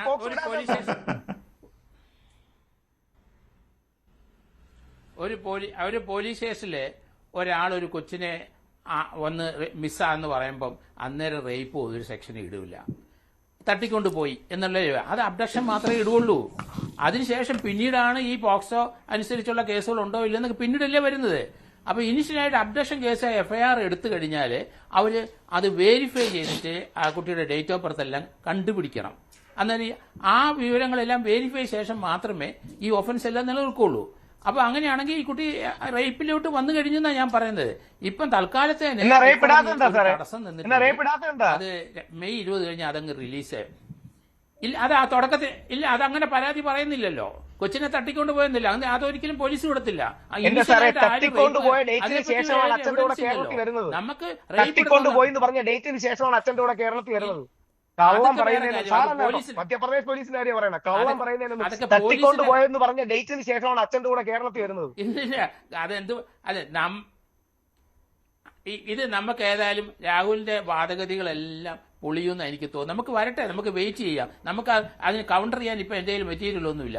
യഥാർത്ഥത്തിൽ ഒരു കേസ്, ഒരു കുട്ടിയെ മിസ്സായത് മിസ്സിംഗ് കേസ് മാത്രം ആദ്യം എടുക്കുള്ളൂ. അതിനുശേഷം അതിന് ലൊക്കേറ്റ് ചെയ്ത് കഴിഞ്ഞിട്ട് ശേഷം മാത്രം ആരാണ് തട്ടിക്കൊണ്ടുപോയത് വേണ്ട. ഇവിടെ ഒരു സർക്കാരിന്റെ പ്രതിനിധികളും മന്ത്രി ഉൾപ്പെടെ ഉള്ള ഒരു പ്രൊട്ടക്ഷൻ കൊടുക്കുകയാണ്. അപ്പോൾ തീർച്ചയായിട്ടും അവർ വളരെ സൈലന്റ് ആയിട്ട് ഇവിടെ വന്നെല്ലാം മാച്ച് ചെയ്ത് പോകും. അടുത്ത പാര വരാൻ പോകുന്നത് നോക്കിക്കോളൂ. അത് നേരെ സുപ്രീം കോടതിയിലായിരിക്കും മിക്കവാറും ഇത് പോകുന്നത്. കാരണം കേരള ഹൈക്കോടതി തടഞ്ഞിട്ടുണ്ടെങ്കിൽ മെയ് 20 വരെ ചിലപ്പം വെയിറ്റ് ചെയ്തത് വരും. അത് കഴിഞ്ഞാൽ അത് വീണ്ടും പ്രൊട്ടക്ഷൻ കൊടുക്കുമെന്ന് എനിക്ക് തോന്നുന്നില്ല. അത് തന്നെയല്ല, സുപ്രീം കോടതി പോയി കഴിയുമ്പോൾ നേരെ ഇത് കാരണം NCST എന്ന് പറഞ്ഞ ഒരു അതോറിറ്റി, അതിനെ നമുക്ക് ചലഞ്ച് ചെയ്യാനൊന്നും പറ്റില്ല. അപ്പൊ അത് പറയുന്നത് കാര്യങ്ങൾ കൃത്യമായിരിക്കും, അവരതൊക്കെ വെരിഫൈ ചെയ്തിട്ടുണ്ടാവും. പിന്നെ നമ്മൾ ഈ പറയുന്ന യുക്തികളൊന്നും അവിടെ നിന്ന് ചിലവാകില്ല. കുട്ടിയെ റേപ്പ് ചെയ്തിട്ടുണ്ടോ മറ്റേതൊക്കെ ഉണ്ടോന്ന് ഇനി വരാൻ പോകുന്നത്. അത് തന്നെ ഇങ്ങനെ മൈനറായ ഒരു കുട്ടിയാണെന്ന് പ്രൂവ് ചെയ്ത് കഴിഞ്ഞാൽ അങ്ങനെ ജനിക്കുന്ന ഒരു കുട്ടിയുടെ അവകാശം ആ കുട്ടിയുടെ ആ ഭർത്താവിനോ അവർക്ക് ആർക്കുമല്ല, സർക്കാരിന് തന്നെയാണ്. അതാണ് child marriage prohibition act section 5 അത് പറയുന്നുണ്ട്. കുട്ടി ജനിച്ചു പോയാൽ അതിന്റെ അവകാശം ആ കുട്ടിക്ക്, ആ അമ്മയായ മൈനറായ ആ കുട്ടിക്കോ അവർക്ക് ആർക്കുമല്ല, സർക്കാരിന് തന്നെയാണ്. രണ്ടാമത്, നമുക്ക് ഈ പ്രായത്തിന് തർക്കം വന്നു കഴിഞ്ഞാൽ ഏജ് നിശ്ചയിക്കുന്നത് ഡോക്ടേഴ്സാണ്. കാരണം അങ്ങനെ എന്തെങ്കിലും ഡിസ്പ്യൂട്ട് വന്നു കഴിഞ്ഞാൽ അങ്ങനെയുള്ള കാര്യത്തിൽ ആ കുട്ടിയുടെ ഗ്രോത്ത്, പല്ലിന്റെ വളർച്ച, അത് പിന്നെ പെക്ടറൽ പെൽവിക് ഗർഡിൽ, ഇതെല്ലാം പരിശോധിച്ചിട്ട് ഏജ് നിശ്ചയിക്കും ഡോക്ടർമാർ. അതിനുള്ള സംവിധാനം ഇന്ത്യയിലുണ്ട്, എത്രയോ വർഷം കൊണ്ട് അത് ചെയ്യുന്നുണ്ട്. ഇങ്ങനെ ഡിസ്പ്യൂട്ട് വരുമ്പോൾ അങ്ങനെ ഡോക്ടർമാർക്ക് റെഫർ ചെയ്ത്. അപ്പൊ ഈ വരാൻ പോകുന്നത് ഞാൻ വിചാരിക്കുന്നത് ഈ പറയുന്ന ആ കുട്ടി മൈനർ തന്നെയാണ്. അതിന്റെ പല്ല് നോക്കിയാൽ തന്നെ അറിയാം, അതിന്റെ ഇതുവരെയുള്ള വളർച്ചയും ഗ്രോത്തും എല്ലാം നോക്കിക്കഴിഞ്ഞാൽ. ഇപ്പൊ ഇല്ലീഗലായിട്ട് പ്രഗ്നൻസി ആയാൽ അത് തീർച്ചയായിട്ടും റേപ്പിന്റെ പരിധി വരും എന്നുള്ള കാര്യത്തിൽ ആരും സംശയമില്ല. അങ്ങനെ വന്നിട്ടുണ്ടെങ്കിൽ തീർച്ചയായിട്ടും ഇവിടുത്തെ മന്ത്രിയെയും മറ്റു 3 പേരെ അറസ്റ്റ് ചെയ്യാതെ ഇരിക്കാൻ കഴിയില്ല. നിയമം അങ്ങനെയാണ് പോകുന്നത്. അതുകൊണ്ടാണ് ഞാനത് വ്യക്തമായിട്ട് പറയുന്നത്. രാഹുൽ ഈശ്വറിന്റെ വാദഗതി അത് അങ്ങനെയാണെങ്കിൽ ആയിക്കോട്ടെ, നമുക്ക് തടസ്സമൊന്നുമില്ലല്ലോ. പക്ഷേ ഒരു നാഷണൽ ലെവലിലുള്ള ഒരു ഏജൻസി അങ്ങനെ ഒരു കേസ് അവർ ഇതിനകത്ത് മൈനറാന്ന് പറഞ്ഞാൽ അത് ചലഞ്ച് ചെയ്യാൻ ഇന്ത്യയിൽ വേറെ മാർഗങ്ങളൊന്നുമില്ല. മാർഗങ്ങൾ പിന്നെ ഈ കോടതി ചലഞ്ച് ചെയ്യാൻ പോകാനേ പറ്റുള്ളൂ. അവിടുത്തെ ഒരു SP ബോധ്യപ്പെട്ടിട്ട് SP-യുടെ ഡയറക്ഷൻ അനുസരിച്ചാണ് കേസ്. അതൊക്കെ വരട്ടെ, അതൊക്കെ വരട്ടെ. കോടതി ചലഞ്ച് ചെയ്യാന്ന് പറഞ്ഞാൽ അതിനൊക്കെ ഒരു പരിമിതിയുണ്ട്. ഈ ഡിസ്പ്യൂട്ട് വരുമ്പോൾ അത് പിന്നെ ഏജ് നിശ്ചയിക്കുന്ന ഡോക്ടേഴ്സിനെ നിശ്ചയിക്കാൻ ഒക്കുള്ളൂ, വേറെ സൊല്യൂഷൻ ഒന്നുമില്ല. അത് ഓരോ ശരീരത്തിലെ അവയവങ്ങളുടെ വളർച്ചയും പല്ലിന്റെ വളർച്ചയും വെച്ച് അവർ നിശ്ചയിക്കും. അപ്പൊ അതുകൊണ്ട് അത് വരട്ടെ. അതുകൊണ്ട് ഇനി നമുക്ക് ഇത് മെയ് 20 കഴിഞ്ഞു കഴിഞ്ഞാൽ അറിയാം. അതിനു മുമ്പ് ഇനി സുപ്രീം കോടതി മധ്യപ്രദേശ് ഗവൺമെന്റ് പോകുമല്ലോ എന്ന് എനിക്കറിയത്തില്ല. ഇവിടുത്തെ അധികാരമാറ്റം വല്ലതും ഉണ്ടാവുന്നുണ്ടെങ്കിൽ ഇനി പോലീസ് വരും എന്ന് തന്നെയാണ് ഞാൻ. ശരി, ശ്രീ പടിക്കൽ, അങ്ങനെ ഒരു കാര്യം കൂടി ഉണ്ടല്ലോ. ഇവിടെ സംസ്ഥാന പോലീസ് സഹകരിക്കാത്തതിന് കാരണമെന്ന് പറയുന്നത് ആ വിവാഹത്തിൽ പങ്കെടുത്ത VIP-കൾ അവരുമായിട്ട് ബന്ധപ്പെട്ടാണ്. പോക്സോ കേസാണെങ്കിൽ അങ്ങോട്ട് പോകേണ്ടി വരും. സ്വാഭാവികമായിട്ടും അതാണല്ലോ കേരള പോലീസിനെ ഇതിൽ മാറ്റി ചിന്തിപ്പിച്ചത്. മധ്യപ്രദേശ് സർക്കാരും മധ്യപ്രദേശ് പോലീസുമായിട്ട് കേരള പോലീസ് സഹകരിച്ചിട്ടേ ഇല്ല. കൊച്ചി സിറ്റി പോലീസ് കമ്മീഷണർ മാധ്യമങ്ങളെ കണ്ട് കാര്യങ്ങൾ വിശദമാക്കിയപ്പോഴും അദ്ദേഹത്തിന് ആശ്വാസമായ ഒരു കാര്യം 20-ാം തീയതി വരെ അറസ്റ്റ് തടഞ്ഞതാണ് ഭർത്താവിന്റെ. അതേ ഉള്ളൂ. തീർച്ചയായിട്ടും. നോക്കൂ, ഇവിടെ എന്തുകൊണ്ടാണ് പോലീസ്, നോക്കൂ, മധ്യപ്രദേശിലേത് വളരെ ഇൻഫ്ലുവൻഷ്യൽ ആയിട്ടുള്ള എല്ലാ സംവിധാനത്തിനെയും സ്വാധീനിക്കാനും തീവ്ര ഹിന്ദുത്വ പക്ഷത്തിനെ സ്വാധീനിക്കാൻ പറ്റുന്ന പോലീസും കേരളത്തിലേത് മര്യാദരാമൻ പോലീസും എന്ന രീതിയിലത്തേക്കുള്ള ഒരു കോൺസെപ്റ്റ് ഇല്ല. മധ്യപ്രദേശ് പോലീസിനെ നമ്മൾ അങ്ങനെ പെയിന്റ് അടിച്ച് കാണിക്കുന്ന സമയത്ത് ഇവിടെ റൈറ്റേഴ്സ് ആയിട്ട് ഇവിടെ എല്ലാ അന്വേഷണം നടത്തിയതിന് ശേഷമാണ് കേരള പോലീസ് ഈ കാര്യം നടത്തിയത് എന്ന് പറയുന്നതിനകത്തിൽ ഒരു കാര്യമില്ല. എന്ത് വെറ്റിംഗാണ് നടത്തിയത്? കേരളത്തിലെ സ്മാർട്ട് എന്ന് പറഞ്ഞിട്ടുള്ള ഒരു സംവിധാനം വഴിയാണ് ഇവർക്ക് 1 മണിക്കൂറിനുള്ളിൽ മാരേജ് സർട്ടിഫിക്കറ്റ് കൊടുത്തത്. എന്ത് വെരിഫിക്കേഷൻ നടത്തിയതിന്റെ അടിസ്ഥാനത്തിൽ അത് കൊടുത്തിരിക്കുന്നത്? ഒന്നും നടന്നിട്ടില്ല. അവർ സബ്മിറ്റ് ചെയ്തിരിക്കുന്ന ഡോക്യുമെന്റിന്റെ ഒറിജിനാലിറ്റി എന്താണെന്നതിനെ കുറിച്ച് മധ്യപ്രദേശിൽ ഇത് വെരിഫൈ ചെയ്തതിന് ശേഷമാണ് അവരത് കൊടുത്തിരിക്കുന്നത്. ഒന്നുമല്ല. ഈ ഉത്തരവാദിത്തപ്പെട്ടിരിക്കുന്ന നേതാക്കന്മാർ ആ കുട്ടിയുടെ വീട്ടുകാരുമായി സംസാരിച്ചതിന് ശേഷമാണോ ആ വിവാഹം നടത്തി കൊടുത്തിരിക്കുന്നത്? ഒന്നുമല്ല. അറിയപ്പെടുന്ന, പരസ്യമായിട്ട് എല്ലാവർക്കും അറിയാവുന്ന 2 വ്യക്തികളാണ്. അവരുടെ പ്രായം ഇന്നതാണ് എന്ന് എല്ലാവർക്കും അറിയാവുന്ന സമയത്ത് അവർക്ക് വീട്ടിൽ എതിർപ്പുണ്ടെങ്കിൽ നടത്തി കൊടുക്കുന്ന ഒരു വിവാഹം പോലെ കാണാൻ കഴിയുന്ന കാര്യമല്ല. ഇവിടുത്തെ പ്രധാനപ്പെട്ട രാഷ്ട്രീയ നേതാക്കന്മാർ ആരൊക്കെയാണ്? ഒരു MLA-യും ഒരു MP-യും പിന്നെ ഒരു മന്ത്രിയും. അങ്ങനെയുള്ള ആൾക്കാർ ഇൻവോൾവ് ചെയ്തിരിക്കുന്ന ഒരു കേസ് ആയതുകൊണ്ടാണ് കേരള പോലീസ് അതിൽ താല്പര്യം കാണിക്കാത്തതെന്നുള്ളത് ആർക്കും അറിയാൻ വയ്യാത്തത്. അവരുടെ പൊളിറ്റിക്കൽ നറേറ്റീവിനും അവരുടെ പൊളിറ്റിക്കൽ പ്രൊട്ടക്ഷനും അത് സൂട്ട് ചെയ്യുന്നില്ല എന്നുള്ളത് കൊണ്ട് മാത്രമാണ് അത് ചെയ്തിരിക്കുന്നത്. ഞാനിതിൽ ചോദിക്കുന്ന ഒരൊറ്റ കാര്യം വളരെ ലളിതമാണ്. എനിക്ക് ആ കുട്ടി മൈനർ ആയിരിക്കണമേ എന്നുള്ള പ്രാർത്ഥനയൊന്നും എനിക്കില്ല. ആ കുട്ടി 18 വയസ്സിന് മുകളിലുള്ളതായിക്കോട്ടെ, അവർക്ക് യാതൊരു വിധത്തിലുള്ള ബുദ്ധിമുട്ടുമില്ലാതെ അവർക്ക് സമാധാനമായിട്ട് ജീവിക്കാനുള്ള ഒരു സാഹചര്യം ഉണ്ടായിക്കോട്ടെ എന്ന് തന്നെയാണ് ഞാൻ കരുതുന്നത്.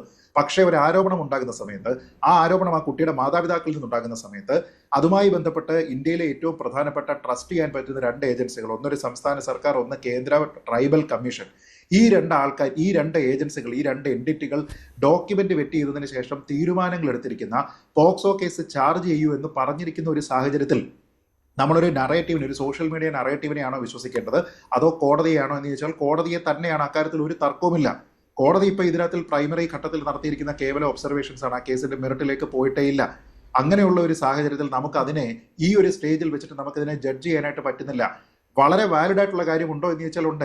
രാഹുൽ ഈശ്വറിന്റെ വാദങ്ങളൊക്കെ ഈ ഫോളിംഗ് ഫ്ലാറ്റ് എന്ന് പറയാവുന്ന കാര്യം വരുന്നതിന്റെ കാരണം ഇതാണ്. അതായത് ഇവരെ ബുദ്ധിമുട്ടിക്കുക എന്നുള്ള ഉദ്ദേശത്തോടു കൂടി അവരെ അതിൽ നിന്ന് രക്ഷപ്പെടാൻ അനുവദിക്കാത്ത രീതിയിലത്തേക്ക് അവരെ പൂട്ടണമെങ്കിൽ നേരിട്ട് ആദ്യം ചെയ്യേണ്ടത് പോക്സോ കേസ് എടുക്കുക തന്നെയാണ്. അപ്പൊ അതിന് രാഹുൽ ഈശ്വർ പറയുന്ന വാദം എന്താണ്? പോക്സോ കേസ് എടുക്കാത്തത് നിലനിൽക്കാത്തത് കൊണ്ടാണ് എന്ന്. അപ്പൊ അബ്ഡക്ഷൻ കേസോ എന്ന് ചോദിക്കുമ്പോൾ അതും നിലനിൽക്കത്തില്ല എന്ന്. അങ്ങനെയാണെങ്കിൽ എന്തിനാ പിന്നെ അബ്ഡക്ഷൻ കേസ് എടുത്തത്? പോക്സോ കേസ് നിലനിൽക്കത്തില്ല എന്ന് അറിഞ്ഞുകൊണ്ട് അതിനെ ഒഴിവാക്കുകയാണെങ്കിൽ അബ്ഡക്ഷൻ കേസും നിലനിൽക്കത്തില്ല എന്ന് അറിഞ്ഞുകൊണ്ട് അതിനെ ഒഴിവാക്കുകയാണ് ചെയ്യേണ്ടത്. അങ്ങനെയല്ല ഇവിടെ സംഭവിച്ചിരിക്കുന്നത്. ഇവിടെ 18 വയസ്സിന് പ്രായം, അതിന് 18 വയസ്സിന് താഴെയാണ് ആ കുട്ടിക്ക് എങ്കിൽ അതിന്റെ കസ്റ്റോഡിയൻ ആരാണ്? സർക്കാരാണ്. അതാ ഞാൻ പറഞ്ഞത്, കല്യാണം നടത്തി കൊടുക്കുന്നതിലൊന്നും അല്ല പ്രശ്നം. പക്ഷേ ആ കുട്ടിക്ക് താല്പര്യത്തോടു കൂടിയിട്ടാണ് വിവാഹം കഴിക്കുന്നത് എങ്കിലും 18 വയസ്സിന്റെ പ്രായപൂർത്തി അതിനായിട്ടില്ല എന്നുണ്ടെങ്കിൽ ആ താല്പര്യം എന്ന് പറയുന്നതിനെ ലീഗലി നമ്മളതിനെ പരിഗണിക്കില്ല. അപ്പൊ ഞാൻ പറഞ്ഞത്, നമ്മളിപ്പോൾ സംസാരിച്ചുകൊണ്ടിരിക്കുന്നത് എന്തിനാണ്? ആ പെൺകുട്ടിയെ കുറ്റപ്പെടുത്തുന്നതിന് വേണ്ടിയിട്ടോ അതിനെ വിവാഹം കഴിച്ചിരിക്കുന്ന ആളിനെ ഒറ്റതിരിഞ്ഞ് ആക്രമിക്കുന്നതിനോ അല്ല.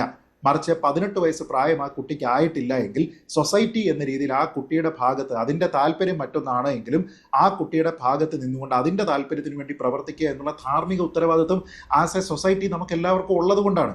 അതല്ലാതെ ആ പെൺകുട്ടിയെ ആക്രമിക്കുന്നത്. ഇപ്പം ഈ ഒരു കേസിൽ ആരോപണം പറയുന്നത്, ഇപ്പോൾ ജോർജ് ജോസഫ് സാർ ഈ ചർച്ചയിൽ പങ്കെടുക്കുന്നുണ്ട്. അദ്ദേഹം ഈ തീവ്ര വലതുപക്ഷത്തിന്റെയോ തീവ്ര ഹിന്ദുത്വത്തിന്റെയോ ഭാഗമായിട്ടാണോ? ഞാൻ ഏതെങ്കിലും സമയത്ത് തീവ്ര ഹിന്ദുത്വത്തിന്റെ ഭാഗമായിട്ട് ഇരുന്നിട്ട് അഭിപ്രായം പറഞ്ഞിട്ടുണ്ടോ? രാഹുൽ ഈശ്വറിന് അറിയാം. എന്ന് പറയുമ്പോൾ ഇതിൽ ചെയ്തിരിക്കുന്ന ആൾക്കാരാണ്, ഇതിനെക്കുറിച്ച് പറഞ്ഞിരിക്കുന്ന ആൾക്കാരാണ്. അവർ പറഞ്ഞിരിക്കുന്ന ഡോക്യുമെന്റ് വെച്ചല്ലേ?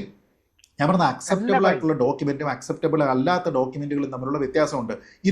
കൺക്ലൂഷൻ ആയിട്ട് തന്നെ NCST കൺക്ലൂഷൻ ആയിട്ട് തന്നെ അതിനകത്ത് പറഞ്ഞിട്ടുണ്ട് കൃത്യമായിട്ട്. മൊണാലിസയുടെ ഏജ് 16 വയസ്സും 2 മാസവും 12 ദിവസവുമാണ് കൃത്യമായിട്ട് പറഞ്ഞിട്ടുണ്ട് രാഹുൽ ഈശ്വർ. ഒരു വിശ്വസനീയമായ ഏജൻസിയാണ് കണ്ടെത്തൽ നടത്തിയിരിക്കുന്നത്. ചോദ്യം എക്സാക്ട്ലി ഒരു ചോദ്യം മാത്രം. രാഹുൽ, ഈ FIR ഇട്ടിരിക്കുന്ന ഡേറ്റ് ഏതാണ്? രാഹുലിന്റെ കയ്യിൽ FIR ഉണ്ടെന്ന് പറഞ്ഞു. ഞാൻ FIR-ന്റെ കോപ്പി ഇപ്പൊ അയച്ചു തരാം. ഞാൻ അതൊന്ന് എടുത്തോ, കൃത്യമായ ഡേറ്റ് എടുത്തോ. ഞാൻ അതിന് ഒരു ചോദ്യം ചോദിച്ചോട്ടെ. അതിനുശേഷം ഇവരുടെ കല്യാണം നടന്നതിന് ശേഷമല്ലേ ഇവരുടെ ബർത്ത് സർട്ടിഫിക്കറ്റ് ക്യാൻസൽ ചെയ്യുന്നത്?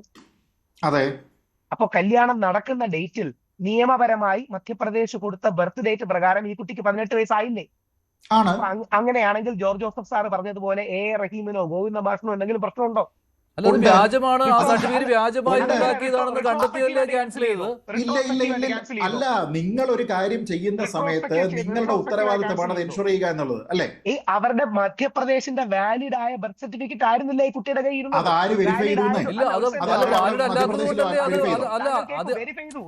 താങ്കൾ കേൾക്കൂ. അല്ലല്ലോ, ക്യാൻസൽ ചെയ്തു പറയുന്നതിനേക്കാൾ അത് ഇൻവാലിഡ് ആണെന്ന് പറഞ്ഞു എന്നുള്ളത് അർത്ഥമാക്കേണ്ടത്. മധ്യപ്രദേശ് സർക്കാരിന്റെ യഥാർത്ഥ ബർത്ത് സർട്ടിഫിക്കറ്റ് വന്നല്ലോ, NCSTയുടെ മുമ്പിലും വന്നല്ലോ. അത് ഇല്ല, അതിനുശേഷം, അതായത് ഈ പെൺകുട്ടിയുടെ വിവാഹം നടക്കുന്ന സമയത്ത് ഈ പെൺകുട്ടിക്ക് 18 വയസ്സായെന്ന് തെളിയിക്കുന്ന birth certificate valid and in force ആയിരുന്നല്ലോ. ആ ബർത്ത് വാലിഡ് ആണോ അത് ജെനുവിൻ ആണോ എന്ന് ഗോവിന്ദ മാഷ് എങ്ങനെ വെരിഫൈ ചെയ്തു എന്നുള്ളതാണ് എന്റെ ചോദ്യം. കാരണം മധ്യപ്രദേശിന്റെ പോർട്ടലിലടക്കം ഈ ബർത്ത് സർട്ടിഫിക്കറ്റ് ഉണ്ട്. അതിനുശേഷമാണ് പോർട്ടലിൽ ബർത്ത് സർട്ടിഫിക്കറ്റോ? രാഹുൽ ഈശ്വറിന്റെ ബർത്ത് സർട്ടിഫിക്കറ്റ് പോർട്ടലിൽ കിട്ടുമോ? മധ്യപ്രദേശ് ഗവൺമെന്റിന്റെ കൊടുത്ത ബർത്ത് സർട്ടിഫിക്കറ്റ്, അതിന് QR കോഡ് ഉണ്ട്, അങ്ങ് അടിച്ചു നോക്കിയാൽ മതി. ഇപ്പോൾ അതിന്റെ QR കോഡ് ഉണ്ട്. അത് ക്യാൻസൽ, ഒരു സെന്റൻസ് സീത ഒന്ന് കേൾക്കൂ. ഇത് ക്യാൻസൽ ചെയ്തല്ലേ? അങ്ങേക്ക് അറിയാവുന്നതുപോലെ ഈ ബർത്ത് സർട്ടിഫിക്കറ്റ് ക്യാൻസൽ ചെയ്തല്ലേ? അപ്പൊ ക്യാൻസൽ ചെയ്തു എന്ന് പറഞ്ഞാൽ ക്യാൻസൽ ചെയ്യുന്നതിന് മുമ്പ് അത് വാലിഡ് ആയിരുന്നില്ലേ? പക്ഷെ എന്തുകൊണ്ട് അത് ക്യാൻസൽ ചെയ്തത്? വാലിഡ് അല്ലാത്തതുകൊണ്ടല്ലേ? ആയിക്കോട്ടെ, അപ്പോ ക്യാൻസൽ ചെയ്തത് പിന്നെ അല്ലേ? അപ്പോ ഈ കുട്ടിയുടെ കല്യാണം നടന്ന 18 വയസ്സാകുന്നത്, അതായത് റെട്രോസ്പെക്റ്റീവ് ആയിട്ട് നമുക്കൊരു കാര്യം മാറ്റാൻ കഴിയില്ല. ഈ പെൺകുട്ടിയുടെ കല്യാണം നടന്ന സമയത്ത് ഈ പെൺകുട്ടിയുടെ കയ്യിൽ ഡോക്യുമെന്റ്സ് ഉണ്ട്. അതിനുശേഷമാണ് കണ്ടസ്റ്റേഷൻ വന്നത്. അതുകൊണ്ട് ആരെങ്കിലും ഇവിടെ ഗോവിന്ദ മാഷിനും റഹീമിനും പണി കിട്ടുമെന്ന് ശ്രീത് ഭായ് അല്ല ജോർജ് ജോസഫ് സാർ പറയുന്നെങ്കിൽ അത് നിയമപരമായി വാലിഡ് അല്ലാത്തൊരു ആർഗ്യുമെന്റ് ആണ്. കാരണം ക്രൈം ആണെങ്കിൽ റെട്രോസ്പെക്റ്റീവ് എഫക്ട് ഉണ്ട്. ക്രൈം ആണെങ്കിൽ NDPS കേസ്, ഞാൻ രാഹുലിനോട് ഒരു ചെറിയ കാര്യം ചോദിക്കാം. NDPS കേസിൽ നർക്കോട്ടിക്സ് ഉപയോഗിക്കുന്ന ഒരാളിനെ പിടിച്ചു. കേൾക്കൂ, വേറൊരു കേസ് പറയാം. നർക്കോട്ടിക്സ് ഉപയോഗിക്കുന്ന ഒരാളിനെ പിടിച്ചു. അയാളുടെ കയ്യിൽ അന്നേരം ഒരു ഡോക്യുമെന്റ് ഉണ്ട്. നർക്കോട്ടിക്സ് അല്ല, വേറെ ഏതെങ്കിലും ഒരു ക്രൈം ആയിക്കോട്ടെ, ഒരു ക്രൈം ഉണ്ട്. ആ സമയത്ത് ജുവനൈലാണോ അല്ലയോ എന്നതുമായി ബന്ധപ്പെട്ടിട്ട് ഒരു ഡോക്യുമെന്റ് ഉണ്ട്. ജുവനൈലിനാണെങ്കിൽ ശിക്ഷ ഇന്നത്, അഡൽട്ട് ആണെങ്കിൽ ശിക്ഷ ഇന്നത്. പിന്നീട് ഇത് വ്യാജമാണെന്നോ അത് മറ്റാരുടേതാണെന്നോ അത് തെറ്റായിട്ടുണ്ടാക്കിയതാണെന്നോ തിരിച്ചറിഞ്ഞു കഴിഞ്ഞാൽ ആരുടെ ഉത്തരവാദിത്വമാണ്? അയാൾക്ക് പിടിച്ചെടുത്ത സമയത്ത് ജുവനൈലായിരുന്നു, അതുകൊണ്ട് ജുവനൈൽ ജസ്റ്റിസ് ആക്ട് അനുസരിച്ച് അയാളെ ട്രീറ്റ് ചെയ്യാവൂ എന്ന് പറയാൻ കഴിയൂ? അയാളുടെ പ്രായം എന്താണെന്ന് ഫൈനൽ വാലിഡിറ്റി വന്നതിന് ശേഷമല്ലേ തീരുമാനിക്കാൻ കഴിയൂ? ആരാണ് ഈ ഫൈനൽ വാലിഡിറ്റി പറയേണ്ടത്? കോടതിയല്ലേ പറയേണ്ടത്? ഞാനും ഇത് തന്നെ കോടതിയല്ലേ? ജോസഫ് സാറും പറയുന്ന കോടതി പറയണമെന്നല്ലേ? അതുകൊണ്ടല്ലേ ഇവര് കോടതി പോകുന്നത്. അല്ല, രാഹുൽ ഈശ്വർ പറഞ്ഞിരിക്കുന്ന വാദം രാഹുൽ ഈശ്വറിന്റേത് മാത്രമാകുന്നതും നമ്മൾ ഈ കേന്ദ്ര ട്രൈബൽ കമ്മീഷനെ വിശ്വസിക്കുന്നതും മധ്യപ്രദേശ് സർക്കാരിനെ വിശ്വസിക്കുന്നതും അത് രണ്ട് എൻറ്റിറ്റി ആയതുകൊണ്ടല്ലേ? അപ്പൊ രാഹുൽ പറഞ്ഞ എന്താ? തീവ്ര വലതുപക്ഷം അവരെ ഇൻഫ്ലുവൻസ് ചെയ്തു. ഞാൻ കേരള ഗവൺമെന്റിനെ വിശ്വസിക്കുന്നു. അങ്ങെന്താ മധ്യപ്രദേശ് ഗവൺമെന്റിനെ മാത്രം വിശ്വസിക്കുന്നു? ഞാൻ കേരള ഗവൺമെന്റിനെ വിശ്വസിക്കുന്നു. കേരള ഗവൺമെന്റും കേരള പോലീസും കേരള ഗവൺമെന്റ് ഇതിനകത്ത് സ്റ്റേറ്റ്മെന്റ് ഇറക്കിയിട്ടില്ലല്ലോ. കേരള ഗവൺമെന്റ് സ്റ്റേറ്റ്മെന്റ് ഇറക്കിയിട്ടുണ്ടോ? മധ്യപ്രദേശ് ഗവൺമെന്റ് ആക്ഷൻ എടുത്തിട്ടുണ്ട്. Kerala government zero action motivated and political ആണ് എന്ന് രാഹുൽ ഈശ്വർ പറയുന്നു. രാഹുൽ ഈശ്വറിന്റെ താല്പര്യങ്ങൾ പൊളിറ്റിക്കലി മോട്ടിവേറ്റഡ് അല്ലെന്ന് ആര് പറഞ്ഞു? രാഹുൽ ഈശ്വറിന്റെ താല്പര്യങ്ങൾ പൊളിറ്റിക്കലി മോട്ടിവേറ്റഡ് ആണെന്ന് പറഞ്ഞാൽ അങ്ങനെയാണെങ്കിൽ കേരള ഗവൺമെന്റ് ആക്ഷൻ എടുക്കാതിരുന്നതും പൊളിറ്റിക്കലി മോട്ടിവേറ്റഡ് എന്ന് പറയുന്നത്. ഞാൻ ഒരു കാര്യം ചോദിക്കട്ടെ, മധ്യപ്രദേശ് പോലീസ് കേരളത്തിൽ വന്നിട്ട് ഇവരെ അന്വേഷിച്ചിട്ട് കണ്ടുപിടിച്ചു കൊടുക്കാനായിട്ട് കേരള പോലീസിന് കഴിയാത്തത് കേരള പോലീസിന്റെ നിഷ്ക്രിയത്വം പറഞ്ഞു കഴിഞ്ഞാലോ പൊളിറ്റിക്കലി മോട്ടിവേറ്റഡ്? നേരെ തിരിച്ച് അങ്ങ് അറിഞ്ഞിരിക്കാനാണ് കേരള പോലീസ് സഹകരിച്ചു. രണ്ടുപേരും ഫോൺ ഓഫ് വെച്ചിട്ട് മാറി നിന്നു. അവർ അവരുടെ പേടി കാരണം. എന്താണ് രാഹുൽ പറയുന്നത്? കേരള പോലീസ് രണ്ടുപേരെ കണ്ടുപിടിക്കാൻ പറ്റില്ല എന്നാണ്. അറസ്റ്റ് മാത്രമേ തടഞ്ഞിട്ടുള്ളൂ, അന്വേഷണമോ മൊഴിയെടുക്കലോ ഒന്നും തടഞ്ഞിട്ടില്ല. മധ്യപ്രദേശ് സർക്കാർ വെറുതെ ഇവിടെ വന്ന് ഓരോ വീടുകളും തിരിച്ചുപോയി ഒരു സഹകരണവും കേരള പോലീസിൽ നിന്ന് കിട്ടിയിട്ടില്ല. പിടിക്കാൻ പിണറായി വിജയൻ പറഞ്ഞാൽ ഇന്ന് രാത്രി പിടിക്കും അല്ലെ എന്ന് അദ്ദേഹം മധ്യപ്രദേശ് പോലീസ് പറഞ്ഞു. മഞ്ജുഷിനോട് മധ്യപ്രദേശ് പോലീസ് പറഞ്ഞു. അല്ല, ഈ പറയുന്ന കാര്യങ്ങൾ ഇൻഫ്ലുവൻസ്ഡ് ആണ് എന്ന് പറഞ്ഞ NCST ഇൻഫ്ലുവൻസ്ഡ് ആണെന്ന് NCST രാഹുൽ ഈശ്വറിനോട് പറഞ്ഞോ? കേരള ഗവൺമെന്റ് ഇൻഫ്ലുവൻസ്ഡ് ആണെന്നോ പോലീസ് ഇൻഫ്ലുവൻസ്ഡ് ആണെന്നോ മഞ്ജുഷിനോട് ആരെങ്കിലും പറഞ്ഞോ? അല്ല, NCST ഇൻഫ്ലുവൻസ്ഡ് ആണെന്ന് രാഹുൽ ഈശ്വറിനോട് ആര് പറഞ്ഞു? അവർ തന്നെയാ പറഞ്ഞു. മധ്യപ്രദേശ് പോലീസ് NCSTയും ഇൻഫ്ലുവൻസ്ഡ് ആണെന്ന് പറഞ്ഞു. അങ്ങനെയാണെങ്കിൽ കേരള പോലീസും സംസ്ഥാന സർക്കാരും രാഹുൽ ഈശ്വർ പറയുന്ന വാദങ്ങൾ മാത്രം ശരി, മധ്യപ്രദേശ് സർക്കാർ ആക്ഷൻ എടുത്തു. അത് താങ്കൾ പറഞ്ഞു പൊളിറ്റിക്കലി മോട്ടിവേറ്റഡ് ആണെന്ന്. അങ്ങനെയാണെങ്കിൽ കേരള സർക്കാർ ആക്ഷൻ എടുക്കാതിരുന്നത് പൊളിറ്റിക്കലി മോട്ടിവേറ്റഡ് അല്ലേ? ഈ മധ്യപ്രദേശ് സർക്കാരിന്റെ NCSTയുടെ താല്പര്യം എന്താ രാഹുൽ ഈശ്വർ ഇതിൽ? താല്പര്യം ഹിന്ദു മുസ്ലിം കല്യാണങ്ങളെ. അങ്ങനെയാണോ NCST പ്രവർത്തിക്കുന്നത്? NCST പ്രവർത്തിക്കുന്നത് അങ്ങനെയാണോ? താല്പര്യം എന്താണ്? അല്ല, NCST പ്രവർത്തിക്കുന്നത് അങ്ങനെയാണോ? NCST പ്രവർത്തിക്കുന്നത് അങ്ങനെയാണോ? കേരള സർക്കാർ പ്രവർത്തിക്കുന്നത് ഇങ്ങനെയാണോ? അല്ല, ഞാൻ പറഞ്ഞത് NCST എന്ന് പറയുന്നത് കേരള സർക്കാർ ഇതിനകത്ത് കക്ഷിയല്ലെന്നേ. കേരള സർക്കാർ ഇതിനകത്ത് ഒന്നും പറഞ്ഞിട്ടില്ല. ഗോവിന്ദ മാഷിനെ നിങ്ങൾ കേരള സർക്കാർ ആക്കരുത്. നോക്കൂ, താങ്കൾ പറയുന്നതിലെ ഫണ്ടമെന്റൽ മിസ്റ്റേക്ക് എന്ന് പറഞ്ഞാൽ ശിവൻകുട്ടി കേരള സർക്കാരിനെ പ്രതിനിധീകരിച്ച് അതിൽ പങ്കെടുത്തൊന്നുമല്ല. കേരള സർക്കാരിന്റെ സ്റ്റേറ്റ്മെന്റ് ഇല്ല, കേരള സർക്കാർ അതിൽ ആക്ഷൻ എടുത്തിട്ടില്ല. പക്ഷേ മധ്യപ്രദേശ് സർക്കാർ അവരുടെ മുന്നിൽ വന്നിരിക്കുന്ന പരാതിയുടെ അടിസ്ഥാനത്തിൽ ബർത്ത് സർട്ടിഫിക്കറ്റ് ക്യാൻസൽ ചെയ്യുന്നു. It's A state action. NCST എന്ന് പറയുന്നത് അവരുടെ മുന്നിൽ വന്നിരിക്കുന്ന ഡോക്യുമെന്റുകൾ പരിശോധിച്ചതിന് ശേഷം അവർ ഒരു ആക്ഷൻ എടുക്കുകയും പോക്സോ ചാർജ് ചെയ്യാനായിട്ട് ആവശ്യപ്പെടുകയും ചെയ്തിരിക്കുന്നു. It's A state action. ഞാൻ ചോദിക്കുന്നത് രാഹുലിന്റെ കയ്യിലുള്ള ഡേറ്റ് പറയാമോ?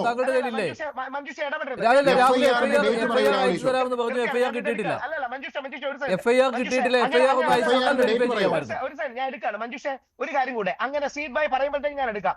പോക്സോ അങ്ങനെ ചാർജ് ചെയ്യാൻ ഗവൺമെന്റ് പറഞ്ഞത് എന്താ? എന്നാ ധൈര്യം ഉണ്ടെങ്കിൽ പോലീസ് പോക്സോ എടുക്കാത്ത. അതുകൊണ്ടല്ലേ ഞാൻ താങ്കളോട് എഫ്ഐആറിന്റെ ഡേറ്റ് ചോദിക്കുന്നത്. എഫ്ഐആറിന്റെ ഡേറ്റ്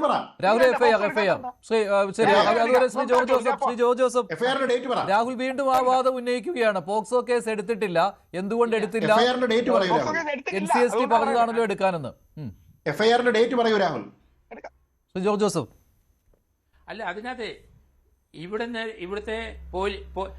ഇവിടുത്തെ പോലീസ് നിസ്സഹരിച്ചു എന്ന് തന്നെയായിരിക്കും ഇവിടെ വന്നുപോയ SIയും മറ്റും അവിടെ കൊണ്ട് റിപ്പോർട്ട് കൊടുത്തിരിക്കുന്നത്. നമുക്ക് ആ റിപ്പോർട്ട് രാഹുലിന് സ്വാധീനമുണ്ട്, അതുകൂടെ ഒന്ന് എടുത്തേ. ഇവര് കൊടുത്ത റിപ്പോർട്ട് അവിടെ ഉണ്ടല്ലോ, അവർക്ക് അങ്ങനെ കൊടുക്കാനൊക്കെ ഉള്ളൂ. അവരെന്തിനാണ് കസ്റ്റഡി എടുക്കാൻ വന്നതാണ്. കസ്റ്റഡിക്ക് വന്ന് ഈ കുട്ടിയെ ഇവിടെ പോലീസ് കണ്ടുപിടിച്ച് കൊടുത്തില്ല. പോലീസിന് അറിയാം, അല്ലെങ്കിൽ ചില വ്യക്തികൾക്കറിയാം എവിടെയാ കുട്ടി ഇരിപ്പുണ്ടെന്ന്. ആ കുട്ടിയെ അബ്ഡക്ഷൻ ആണെങ്കിൽ അവർ കൊണ്ടുപോയില്ല. പക്ഷെ അതിനുള്ള സംവിധാനം ഇവിടെ ഇല്ലെന്ന്. അത് പോലീസ് സഹകരിക്കുന്നില്ല.